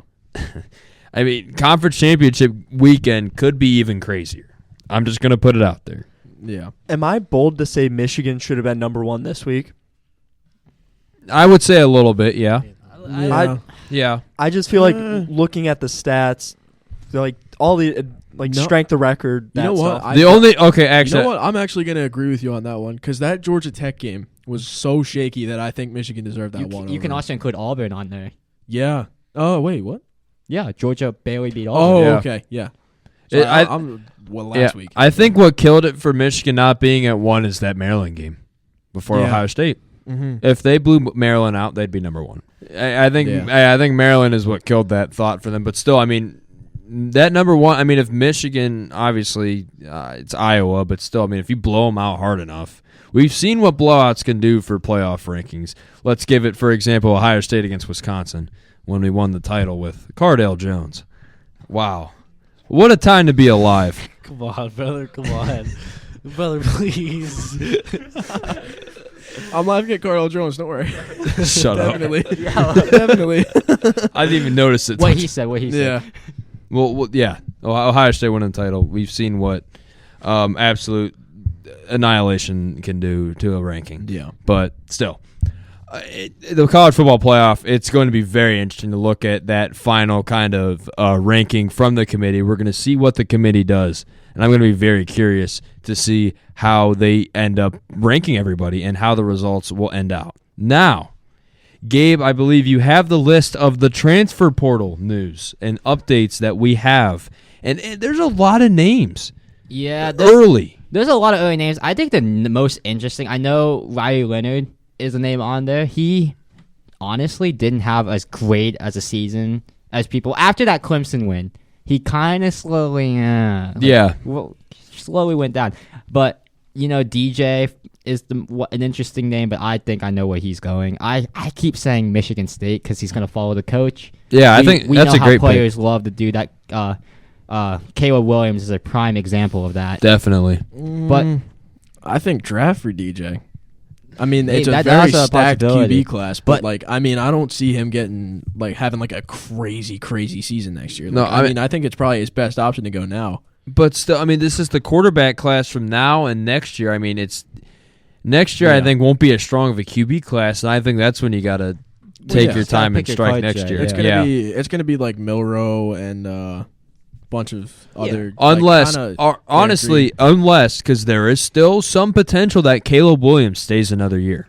I'm going to put that out there. I'm not saying it's going to happen, but he's still. It's if the Bears get the one, Stop. which they will. So I mean, Caleb Williams is probably staying. It's still, even though I would say DJ would be better off staying because it's still not as big of a class as it is this year. I actually have something to add on that Caleb Williams thing. There was an interesting thing that I read on CBS that now this is obviously completely hypothetical. It's about Caleb Williams. That Caleb Williams will enter the draft if Harbaugh is the coach for the Bears next year. If they end up getting rid of Eberflus, which I mean is a very big possibility because Harbaugh, honestly, right now with all the allegations, dipping out of the NFL, buddy. Dipping out of the NFL. And I know Cam's praying right now. He's like, please give us Jim Harbaugh. Please, please, please. We need wins. Yeah. And I mean, do you think? I mean, I know we're getting NFL right now, but while we're on topic, do you think they could trade Justin Fields and draft Caleb and it will work out? No. Good answer. That is. A I good do answer. want to say something. I have made a bet. Oh, we're doing okay. No, he needs to bring this up. Let's talk this about is it. relevant. I have made a bet, and it will change the course of my life. For 2 weeks. Yes, if the Bears. Oh no! What's that, Slim? Yeah, Slim. If the Bears draft Caleb Williams, #1 overall, Connor is going to personally bleach my hair. And I mean, with the Have you not heard about this, Andrew? Oh yeah, he hasn't heard about with this. the absolutely horrid comments that you were making in Media 215 today, I said I was going to give you the Derek White hairline. No. So back a few centuries. Give him the Manu Ginobili. Oh, No, I'm no. going to get a haircut, and then the day of the draft, if he doesn't get drafted, I'm going to thank my Lord and Savior. But if he does get drafted, get the bleach ready. You guys don't understand how crazy this is that Cam doesn't want Caleb Williams. And it's nothing. Me, RJ, and Connor, most definitely. I'm guessing Cam as well. I think he has bust material written all over him. Oh, yeah. And I also don't like how he's very controlling right now in the way of, I want to play for this, and this. Bro wants equity, whoever drafts him. And it's like, I don't like that in a player. But this is coming from Cam, a guy who is single-handedly making Bill O'Brien look like a genius. We did a mock draft. Oh. This man wanted Bo Nix first overall and Keon Coleman fourth overall. Yeah. Keep that in mind. Talk about smoking something. Nico had to beg him to take Fashanu. Yeah, at 4. I think it was 3 that he took for Shanu at, right? No, 4. 4? This is dumb. I'm very inclined in this. Washington and the Bears have the same record, but Bears, who beat Washington socks off on Monday Night Football, have the 4th overall pick due to quote unquote strength of schedule. Wow. I mean, That is fraudulent. I can pull up the schedule now because we play the Browns one game. Well, I mean, and the Lions. And you guys are losing that game, by the way. I mean, yeah, Okay, I think the narrative around Caleb Williams is definitely a little bit of a turnoff for a lot of teams. But I mean, to be fair, my glorious king Jaden Daniels would never do anything like that. oh my God. Both of those guys in the combine will go crazy. Our last 4 games are the Lions, the Browns, the Cardinals, the Falcons, and the Packers. I'm telling y'all We have right the now. Dolphins and the Cowboys. I'm telling y'all right now. And the 49ers. Do not be surprised if Daniels is taken in the top 3. If he has a crazy combine, Oh, yeah, do not be AR-15. surprised. AR-15. Yeah. But I mean, he had way better of a season than Richardson had in college. and I'll pull Richardson up- he was a very raw prospect. I'll pull up coming another out. name. Vernon Davis had a phenomenal very true, combine. He yeah. had one of the best combines of all time. Yeah, but I mean, I can also occasionally throw in my John Ross, like I always do, to make you mad. that does make me mad. Yeah, the potential that man had, strictly off of speed. But I mean, are we still talking about the transfer portal? Yep. Yeah, because Okay. I forgot to mention my most interesting player. I believe the most interesting player in this transfer portal so far, because Cam Ward is not officially on there, is Grayson McCall. And I say Yeah. that because he's coming from Coastal Carolina, and like you've previously stated in other episodes, he has the all-time passer rating. He's Coastal Carolina. He's going to a big-time school. Not anymore. He officially has a chance to prove himself as a high-quality quarterback. And if he balls out at a Power 5 school, first-round pick, Oh yeah, potentially. easily. But I mean, did we go over Dante Moore too from UCLA? Oh, you said the freshman? Yeah. Yep. I mean, that's a big thing. Interesting thing about him is he was almost an Ohio State commit. And I've seen some things around Columbus saying that we could potentially pick him up. And I'm not a fan of that. Well, I mean, you're thinking about Cam Ward, aren't you? Exactly. Yeah. If Cam Ward, if somehow, some way he comes to Ohio State, and I said this before we started recording, if he finds a way coming to Ohio State, and by some miraculous way Harrison stays another year, it's still very No. It's possible. Both of the receivers are gone. Their stock's way too high. It's still possible though, because of his goals. I mean, it's always possible, but It's highly unlikely. But I mean, if that happens, I think that is an interesting point. I think if you guys end up making the playoff and get bounced in the first round, I think there is a very big chance that Harrison could come back. Oh yeah, like an unfinished business kind of thing. absolutely. I mean, that's like the main thing. And then not winning against Michigan, he's wanted to do that in his career, hasn't been able to do that. Yeah. And obviously, winning a Big Ten championship was also something more of a goal of his as well, and he didn't get to do that as well. So, I mean, it's very curious, and I mean, depending on who gets slotted at what picks and draft and everything, it's still very possible. So, I mean, if those two together, wow, that would be just lights out fire show. I would. Yeah. That is an Ohio State fan's dream, mind you. I don't really think that's happening, but still, we can dream. Yeah, but I mean, like, will there be a little bit of like controversy with Aaron Nolan coming in? I think a little bit, but I'm part of the let him develop. I want to develop him at least for a year. You could. I want to. Yep, exactly. Redshirt him and throw him in the year after. I think that would be the smartest decision. Kind of like an Arch Manning kind of deal. Exactly. Mm-hmm. But what they should have done with Drew Eller. Yeah, exactly. Learn from you guys and learn from Franklin. Yeah. Learn from Penn State as always. But still, I mean, there's still a lot of very interesting names in the transfer portal. Yeah, Tyler Van Dyke is on there. Blake Shapen from Baylor is also on there. Will Howard is on there from Kansas State. That's an interesting name. Texas Tech starting quarterback also on there. Tyler, I always mess up his name, but Sove or Shav or something like that. Purdue's one of their top 2 receivers is in the transfer portal. You've got Raylick Brown, who was a highly recruited wide receiver. USC is leaving, and due to the firing of Tom Allen at Indiana after a whole year, 4 out of the 5 starting offensive linemen have transferred. I mean, interesting thing about that though is, guess who is the new Indiana head coach? Former JMU head coach. He's going to Indiana. And guess what that means? JMU players are going to go with him. Oh, yeah. Undoubtedly. Oh, yeah. Definitely. That defense could potentially be very eye-opening to start next year. Oh, yeah. That's definitely... It's weird to think about saying that Indiana would be a team to look out for. But, with the new head coach coming and with the... Obviously, there's going to be a lot of players transferring, like the Deion Sanders situation. Not nearly as much magnetism as Deion Sanders has coming in as your coach. But I mean, they're definitely going to follow him, especially after the season that JMU's had. They're going to follow him. Oh, definitely. Yeah, Deion's going to bring in a lot of transfers. I see Will Rogers, who, for some of you don't know, Mississippi State, almost 100 career touchdowns. He will transfer due to coaching changes. Some Michigan State players. Every Michigan State quarterback on the roster, I believe. Yep. Brendan Schorby, Indiana quarterback's transferring. Nate Johnson, Utah quarterback, is transferring. I'm not going to be rude. I'm just going to sound rude, but I don't really care about Nate Johnson. I care that it says under it that Cam Rising is returning for a 7th year. Oh, yeah, baby. That's what I care about. He's coming back just to lose to Penn State in another bowl game. I am a freshman. I am a freshman at WVU, and I have a very high possibility of seeing me and Cam Rising graduating at the same year, same time. Yeah. Yeah. Oh my gosh. Do we want to head into Heisman? Let's do it. Yeah. Let's. Or the 3-man race. We should call this. NFL is probably going to be pretty short. We really need to talk about Heisman this week. Yes, definitely. And everybody who's who's a listener of this podcast knows my guy. But I mean, I now have even more stats. Oh my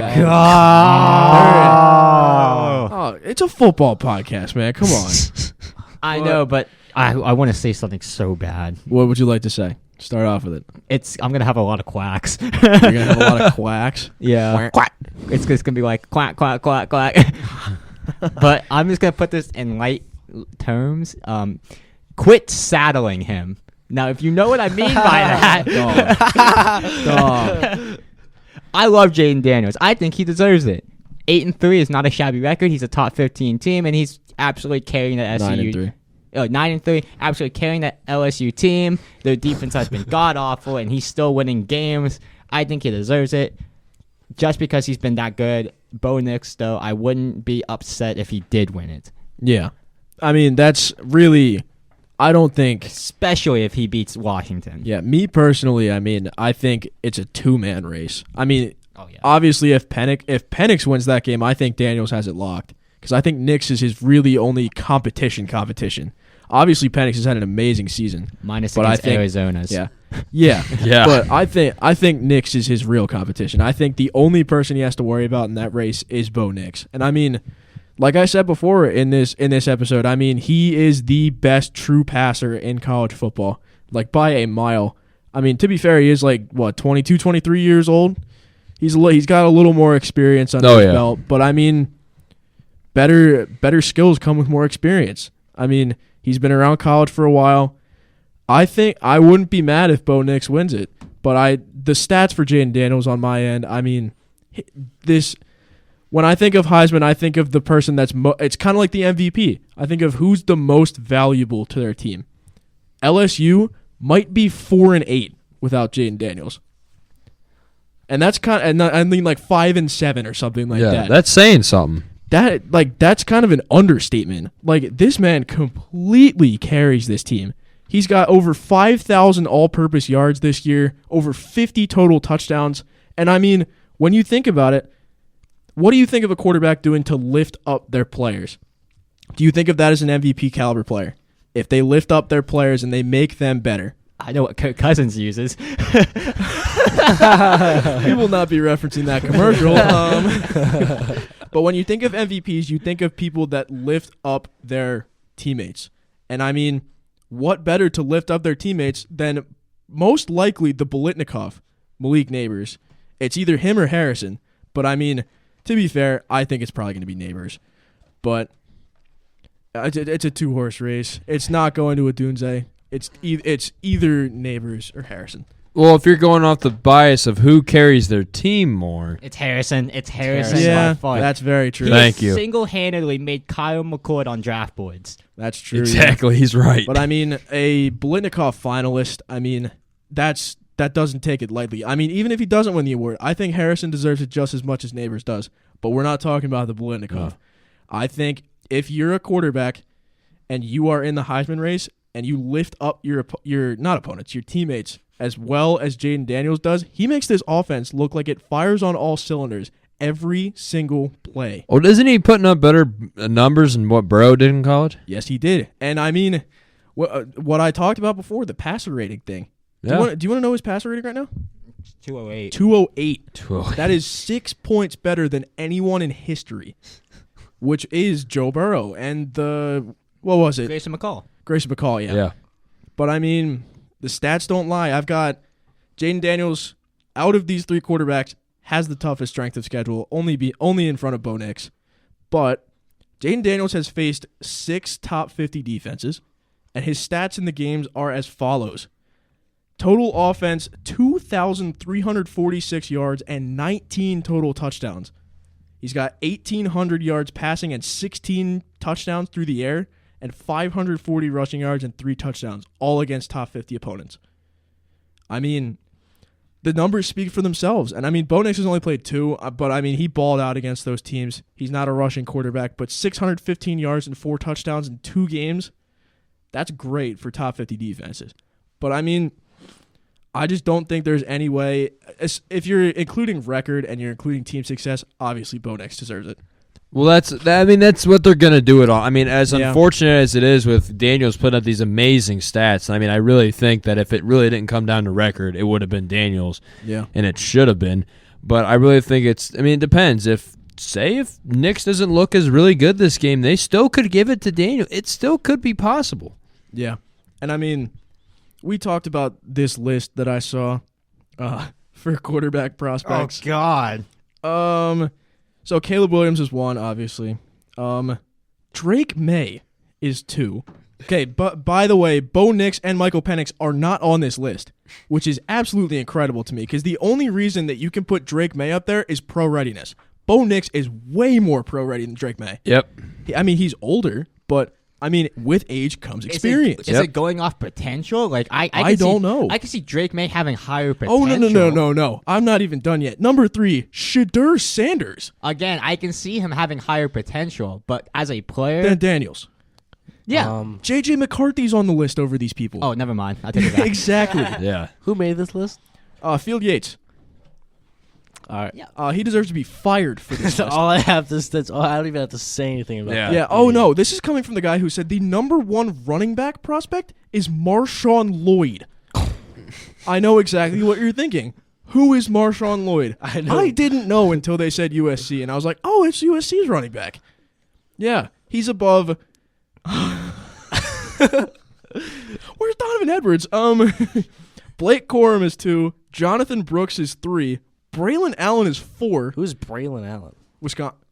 Okay, I know Andrew's gonna have a fit over that. Braylon Allen is going to be a high second-round pick. Mark my words. He is 19 years old and he rushed for over 3,000. Is that who that is? Yeah, it's Wisconsin's running He's going back. into the draft right now, isn't he? Yeah. Yeah, I've always compared him to Jonathan Taylor. He's a day 2 pick. It's like the Jonathan Brooks to whatever Bijan, yeah. Yeah. Sorry, No, I couldn't think of his name. It's like that comparison. It's He's- like Jonathan Taylor to Braylon Allen. He's 19. He's so young, and 19. I kid you not, he might have the best ball carrier vision in the draft. Oh yeah. I think if he shows out at the combine, he's a late first by a mile. Just because of the fact, one, he's 19, and two, he is an absolute beast in the backfield. But Travion Henderson is 5. Where's Audric Estime? It's a great question. Where is he? I'd Did he rank him. die? I'd rank Will him over Shipley did. Henderson. Yeah. Will Shipley, yeah. Will Shipley fell off. Yeah, Will Shipley did. fall off. Singleton also kind of didn't live up to the hype. Yeah. It happens. Yeah, but some of these lists are terrible. But, I mean, we got a little off track, but I just had to throw that out there. Oh yeah. Jaheim will be on there. Jaheim will be on there. That dude is nice. Imagine if Jaheim was like Donaldson size. Oh my You know goodness. what? You know what I kind of fear? If Jaheim White takes over the backfield so much, will Donaldson transfer? Yes, he will. I'm thinking that is a that's a pretty big. It would be fear. worth You gotta it think though. of like DJ. It would be worth it. Yeah. This is the question. You gotta think of CJ Donaldson as Gus Edwards, and then you gotta think of Yeah, he's Jaheim going- White as Darren Sproles. Yeah. He's going into his junior year. Which one would you So, I rather mean, have? This is one of two make or break years. So I mean, we thank CJ Donaldson for his contributions to the program. Absolutely. But Keep it's, saying that. We love CJ. We love CJ. Yeah. But he it is a would dog. it would suck to see I him would love to transfer. have, and he's not like he's not getting. He's Oh, no, still he- getting more carries. He gets a lot of touches, but Yeah. I mean, like, obviously with the yardage that Jaheim White's putting up, you have to He think he's leads going to be RB1. He leads FBS in yards per carry. Yeah, it's crazy. Yeah. All right, let's wrap it up. Let's go to NFL. Yeah, let's go to NFL here. Obviously, I mean, any of us can really start. I think you want to start, Cameron. Shout out to Ruining the Tank. I'm done. Well, that's a I way. am. How do you have 4 picks and no touchdowns? I don't want to talk about that. Hey, I mean, Jalen Johnson though. Jalen Johnson. Jalen, looks good I in love, coverage. I love Jalen Johnson, but come He'll- on, Jalen Johnson will be gone. please. Yeah, he's gonna go to a like mid to high tier team. Hey, Montez Sweat's paying off. He is. Yeah. You had every opportunity to score a touchdown, and you said no, no. No. Yeah. You know? Do you want to know who the NFC Special Teams Player of the Month is? Is it Cairo Santos Yeah, He had 4 Yeah. field goals. He had all your points. of the month? of the month, Of the month. of the month. Wow, Man's killing it. This is that's crazy. second straight year of we had a Monday Night How do Football you- game with all field How goals. do you feel? How do you feel about Sly not being there? Sly is awful.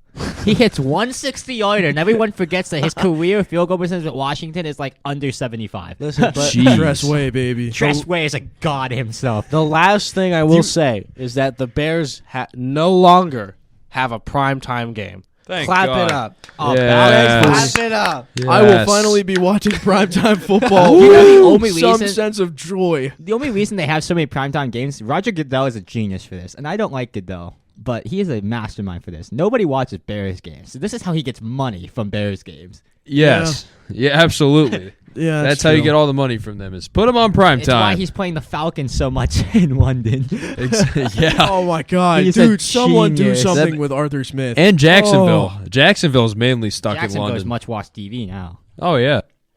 That'll do it. Technical difficulty. Yes. Apologies. Technical difficulties. technical My OJ loves to give me work on my Thursdays. Absolutely.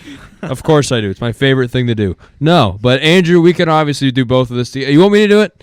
All right. Great. Okay, so obviously I was coming home from break during the Browns-Denver Broncos game. I'm like, okay, I'm going to watch it in the car. I have it on my phone. Fox is on. I'm just enjoying the game. And then we got destroyed. End of story. We got destroyed. Yep. DTR is hurt. Myles Garrett is hurt. Cooper is hurt. Insert any star player's name here, and he's hurt. Amari Ward Cooper is hurt. He's Yeah, been he just hurt. said that. And I'm sorry. you have been served by Mr. Unlimited. Yeah. Wait. Do you guys know Denzel Ward? No, he was out. He was out Denver. Oh my gosh. Yeah, he had an injury against the Pittsburgh game. He went from Mr. Limited to Mr. Unlimited. Yeah, these past 5 games, he is Mr. Unlimited. Wait. Does this mean Joe It's- Flacco? Yes, it does. Yes. Yep. You guys have been served a nice hot and ready danger witch, courtesy of Subway and Russell Wilson. Oh God. Joe Thank you for flipping me the bird, Andrew. I needed that. That made my day. No, but we need this game against LA. Let me read you off the Browns injury report. My favorite looking at the past couple weeks now. Bitonio was limited in practice. Let me look. Cooper was back at practice, thank God. That so probably means we'll get Cooper and we don't lose him, thank God. Let's see. Garrett, still not practicing with his shoulder. We're still going to think he will play. But still, it's a very touchy subject. We're not really quite sure. I'm not really going to go into it. There's not much anybody really knows about it. Hunt was limited. Then Njoku was back at full, which is nice to see. Taki was full, which he is Walker's replacement, who I believe is Walker back. Let me take a look. No, he is DNP. So I'm going to assume Walker will be out again. Ward has not practiced yet. Thornhill is limited. So we have a lot of injuries is my main point with this. And going up against in SoFi, which is kind of like a mini home game, a little bit. Browns fans travel very well. Dustin Hopkins masterclass. I love Dustin Hopkins. I hate Dustin Hopkins. Pro Bowl season incoming Dustin Hopkins. Now he decides to be a kicker. He couldn't have done that 5 years ago. We only had him for half his career. Yep. We had him for 80% of his career. Exactly, and I'm glad we're getting him now. I am a Dustin Hopkins for the Pro Bowl. I am a sponsor of that. I'm hoping it'll happen. Doubt it, but I'm hoping.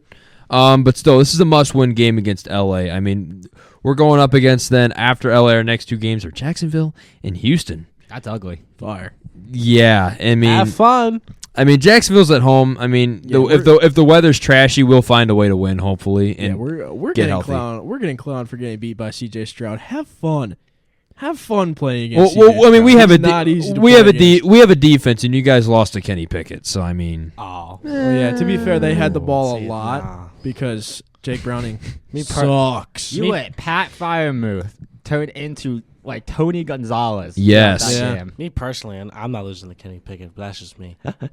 You guys don't even play Kenny Pickett. I know I'm not taking heat from a Bears fan. Yeah, I mean, wow. You're kind of the one guy at this table who can't talk much. Buddy's last Super Bowl was like before the Cowboys. 85. No, we went to a Super Bowl when we played Manning. You still lost. Yeah, we still lost. The Cowboys have a more recent Super Bowl than you.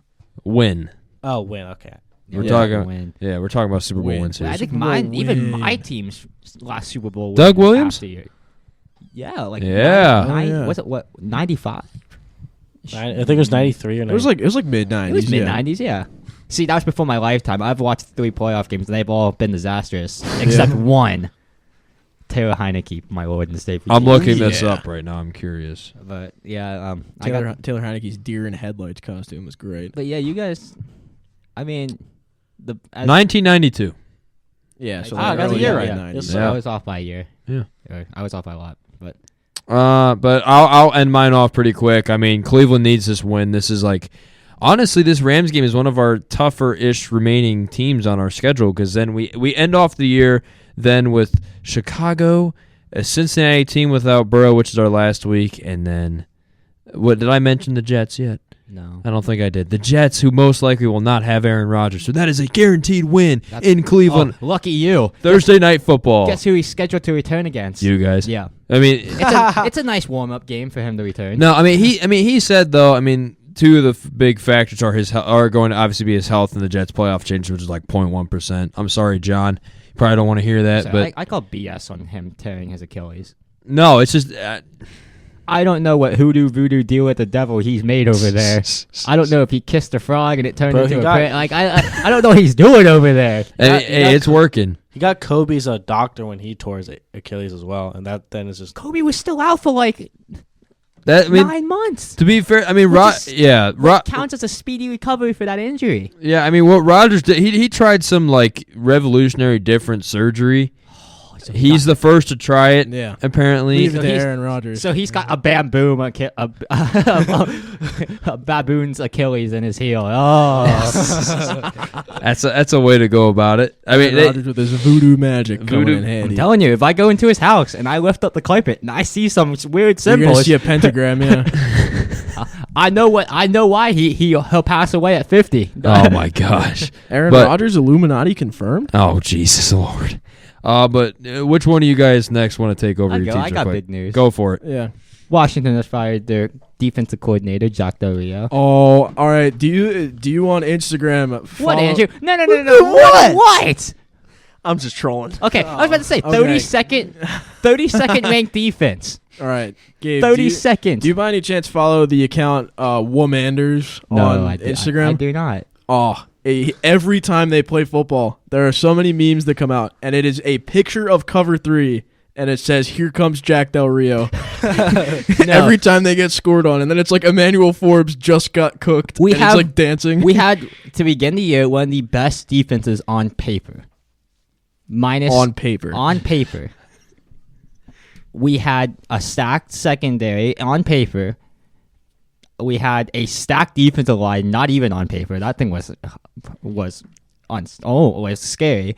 And you have a first-round rookie who's coming into his strides, and Jamin Davis.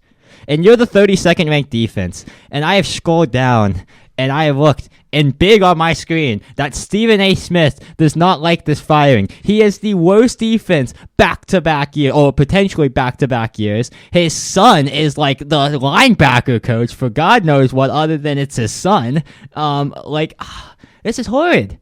And now Ron Rivera has taken over defensive coordinator position, which I'm not opposed to. He was pretty decent at Carolina on defensive wise. I mean, Luke Kuechly, he turned Josh Norman good for 1 year. I mean, that's pretty hard to do, so I'll give him his props.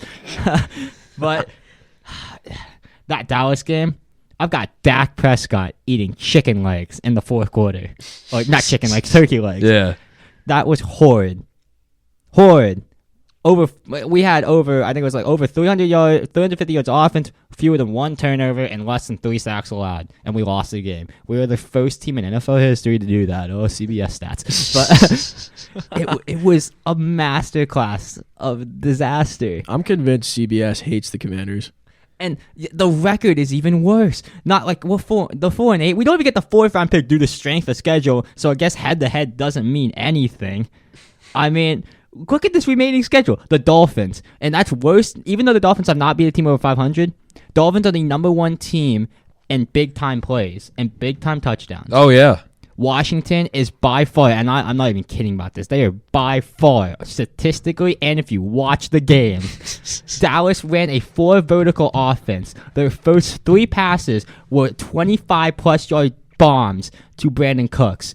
Dak Prescott overthrew him twice, and he caught 1. And what does Jack Del Rio do? It's 3rd and 11. What Cover play does he 3. come up with? No, it's not even cover 3. We want to cover 1 hole with an extra linebacker down the middle on the blitz.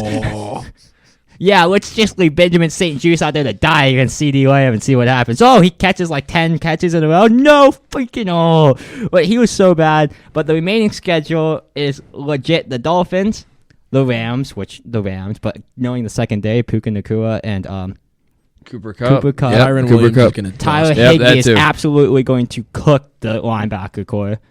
And then Aaron Rodgers, potentially, 49ers, and Dallas. I mean, to be fair, What a way to end the year. to be fair, when I know we just mentioned the Cowboys, they still haven't beaten a team over 500. So tonight, Washington and the Eagles are the only teams to beat a team over 500, and Washington beat the Broncos when they didn't know how to play football. So I don't really count that game. yeah. So, yeah.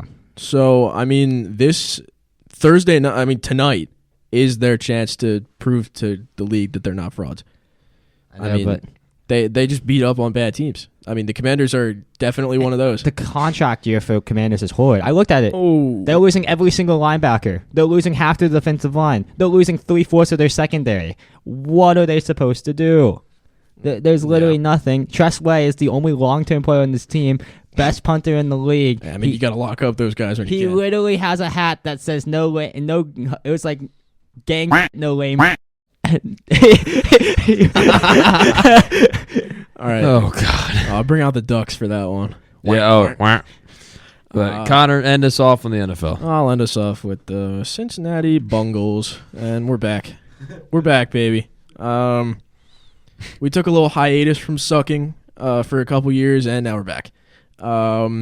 We've got a little injury report. Trey Hendrickson and Cheeto Awuzie both did not play in practice today. That is killer because those are like two of our biggest playmakers. Obviously, Cam Taylor-Britt's been lights out. Coming off of a loss to the Steelers, I want to jump off a bridge. It is terrible. I mean, how did Kenny Pickett with Canada gone, they found their stride. Yeah, somehow, some way. Wow, they scored 16 points and they still won. Dude, I'm telling you, take TJ Watt out of that defense, they're below 500. Obviously, He we is know that this. team. We know that. That's been known, but I like Minka. dude. Minka. Yeah, maybe if Minka wasn't lighting people up, like, ugh.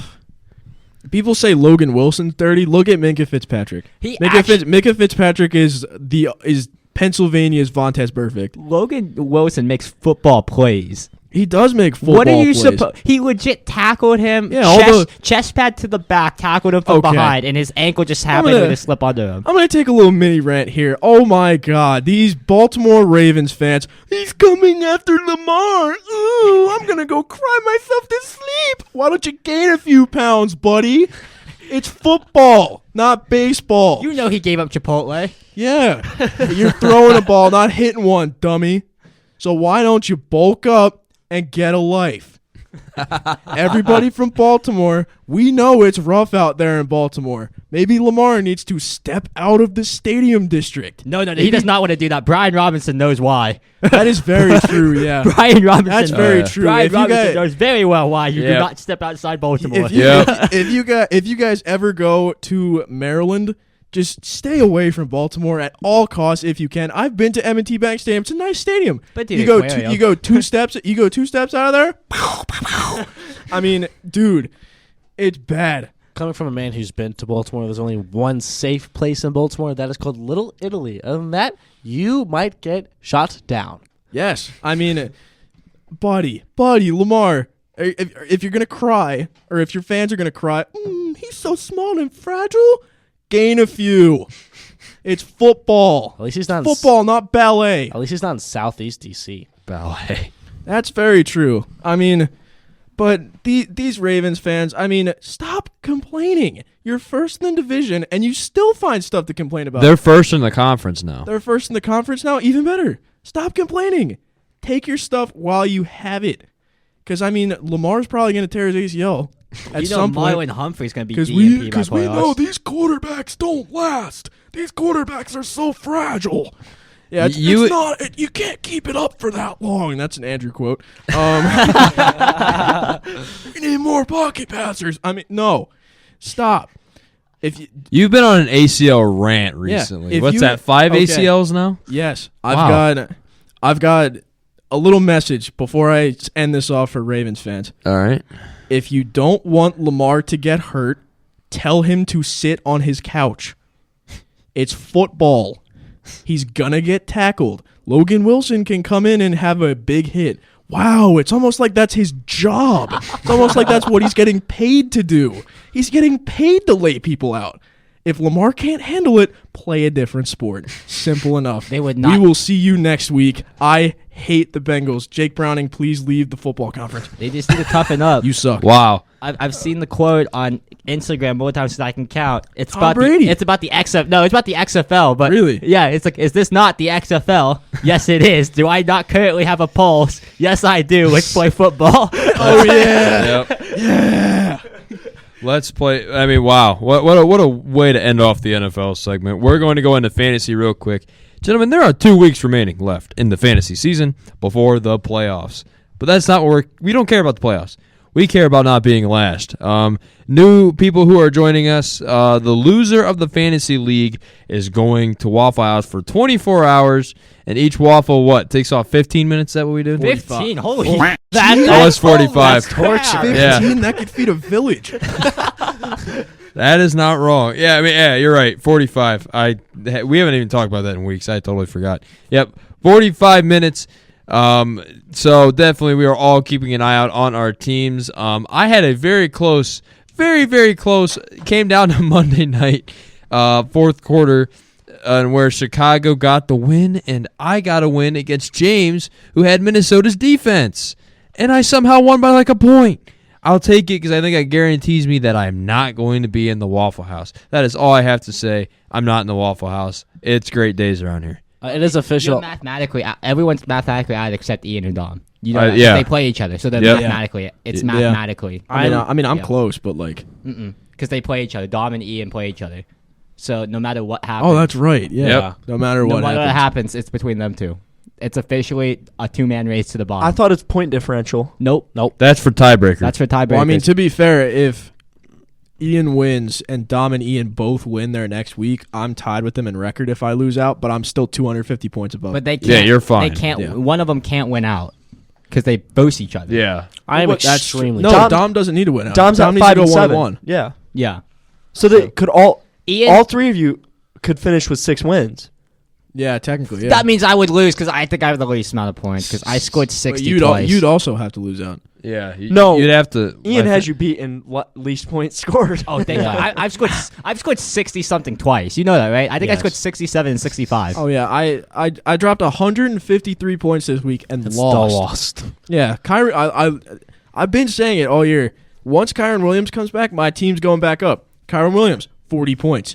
Where did this? I mean, I know he came from Notre Dame, but like, where did he come from? Like, thank you, Kyron Williams, for being my one of many waiver wire pickups. Nico Collins, half my team. Gus Edwards, C.J. Stroud. Yep. My entire starting lineup. Exactly. Yep. Deontay Foreman got you 35 one Yes, game. he did. Yes, he did. Thank you, Chicago, for that. Yeah. That was great. I pulled off one of the greatest wins of my career. I beat Andrew Metzger. And you want to know why? Because I had 4 players playing on Thanksgiving. That's crazy. Does that help you a lot? I am safe. I am second in leadership, but I am not Waffle House, and that's all that matters. Yep. Pretty much all of us are safe. Yeah, none of us can get in barring there. something absolutely insane. Barring something absolutely insane. we're all It's safe. legit. If the only way all of you are safe except me, I'd have to lose out. Ian would have to win out, and Ian would have to score like 300 points, and I would have to score like No, a total Ian, of like 140. Ian would have to outscore me by 260. This is me though. Oh, you? Oh, Yeah. yeah. Oh, do you have less points than me? Connor, I've scored over 100 half my games. Oh, so I'm pretty much safe. Like I have. Oh, dope. What is it? We played 12 games. I'm pretty sure 6 or 7 of them I've scored under 100. The difference between you two is an 80-point differential. Oh, Okay. jeez. Okay, maybe I'm scoring more than I thought I did. Connor leads it by 80 points. Yeah, that's why I'm above him right now. And then Dom and Ian are separated by 54 points. I mean, if we're getting technical, Austin should be the Waffle House, but he's not a part of We it. already know what happens. If Ian scores over 90 points, Dom's losing. Yeah. Dom is yet to beat anyone who Yeah. scored over 90 points. Every single win, someone has scored It under is. 90 points. It's the toilet bowl. We're talking about bowl season. This is the toilet bowl in fantasy. Andrew, you have any last thoughts before we end it? I mean, I lost. Whatever. On to the next week. This was somebody's Super Bowl, Bill. not mine. I would like to shout out. Oh, the Spencer Rattler quote. Ugh. I would like to shout out Josh Dobbs. I trusted the pastronaut. 4 picks. I've seen better spacing by Apollo 13. I am so serious. Wow. My man had -5.5. He had -5.5 halfway through the fourth quarter. messed up. How do you do that? Oh, I mean, to be fair, if you watch the game, I'm pretty sure only half of those picks were his fault. A lot of them were tips. He still freaking threw it in the coverage. Well, yeah, but like it would be great if Jordan Addison could put his hands out and catch. I know he has no hair. same I didn't with know he KJ didn't have Osborne. eyes. Same with Osborne and same with Hawkinson dropped a crucial one. But like that is the entire reason that the Vikings No lost. wonder this man has been passed around. Oh my gosh. And on that note, I think this is where we are going to end it Yeah, let's for end it. today's great episode. Obviously, thank you everybody for tuning in. The support has been insane. I mean, through 11 episodes. I mean, honestly, none of us would think we would be where we are right now. So we want to thank you guys for tuning in, supporting. Check out the socials. We'll leave them in the Spotify. We'll leave them around everywhere, so you'll find a way to check out our content. We'll post exclusive little shorts and everything of our great rants. I bet a couple of these will be on sooner or later. But that does it for everybody here. Or we got one more? Talk about next week. Connor What? is turning 19 today. Oh yes, nasty 19 today. Hey, we're not singing. We're not We're not singing. We are not singing. singing. We're short no. on time. No, but no. make sure. Okay, Make buddy. sure if you guys are listening to us right now to tune into next week. We will be having an absolute heater for you guys. Deep dive. Since it's a little bit of a down week, we are going to be starting the first of our probably many installments in the future of deep dives. I will be hosting the deep dive. We won't tell you what it is. On the career of a very problematic wide receiver. And I mean, I'm pretty sure if you're an avid NFL fan, you know exactly who we're talking about. Business Absolutely, will be booming yep. next week. Yes, it will. Oh. We will be putting it on. Oh yeah. All But right. is anybody else? Any other final thoughts we got going on? No, That's up. All right, awesome. Everyone, thank you for listening in, and tune in to next week where we will have our great deep dive, as we just mentioned. It'll be our last episode before our Christmas break. We still have one left. And Hanukkah. Yeah, next week. Next week, yeah. Yeah, and then that's it. And Hanukkah. Because We still have 3 weeks. We have Yeah, this yeah, week, yeah. next week, and the week after that. oh, me and him are leaving. Oh. I'm leaving Yeah. on the 8th, yeah. Yeah, me and him. Sorry. Are, yeah, I forgot that I live like a mile out. yeah. You're a mile Business is out. booming. Oh, business is booming for sure. So, absolutely, everybody, make sure, obviously, great Thanksgiving wishes from all of us here as well. Hope you guys had a great Thanksgiving. And I think without any other barring final announcements, that'll be it. Thank you, everybody, for tuning in, and see you next week. Happy holidays, y'all.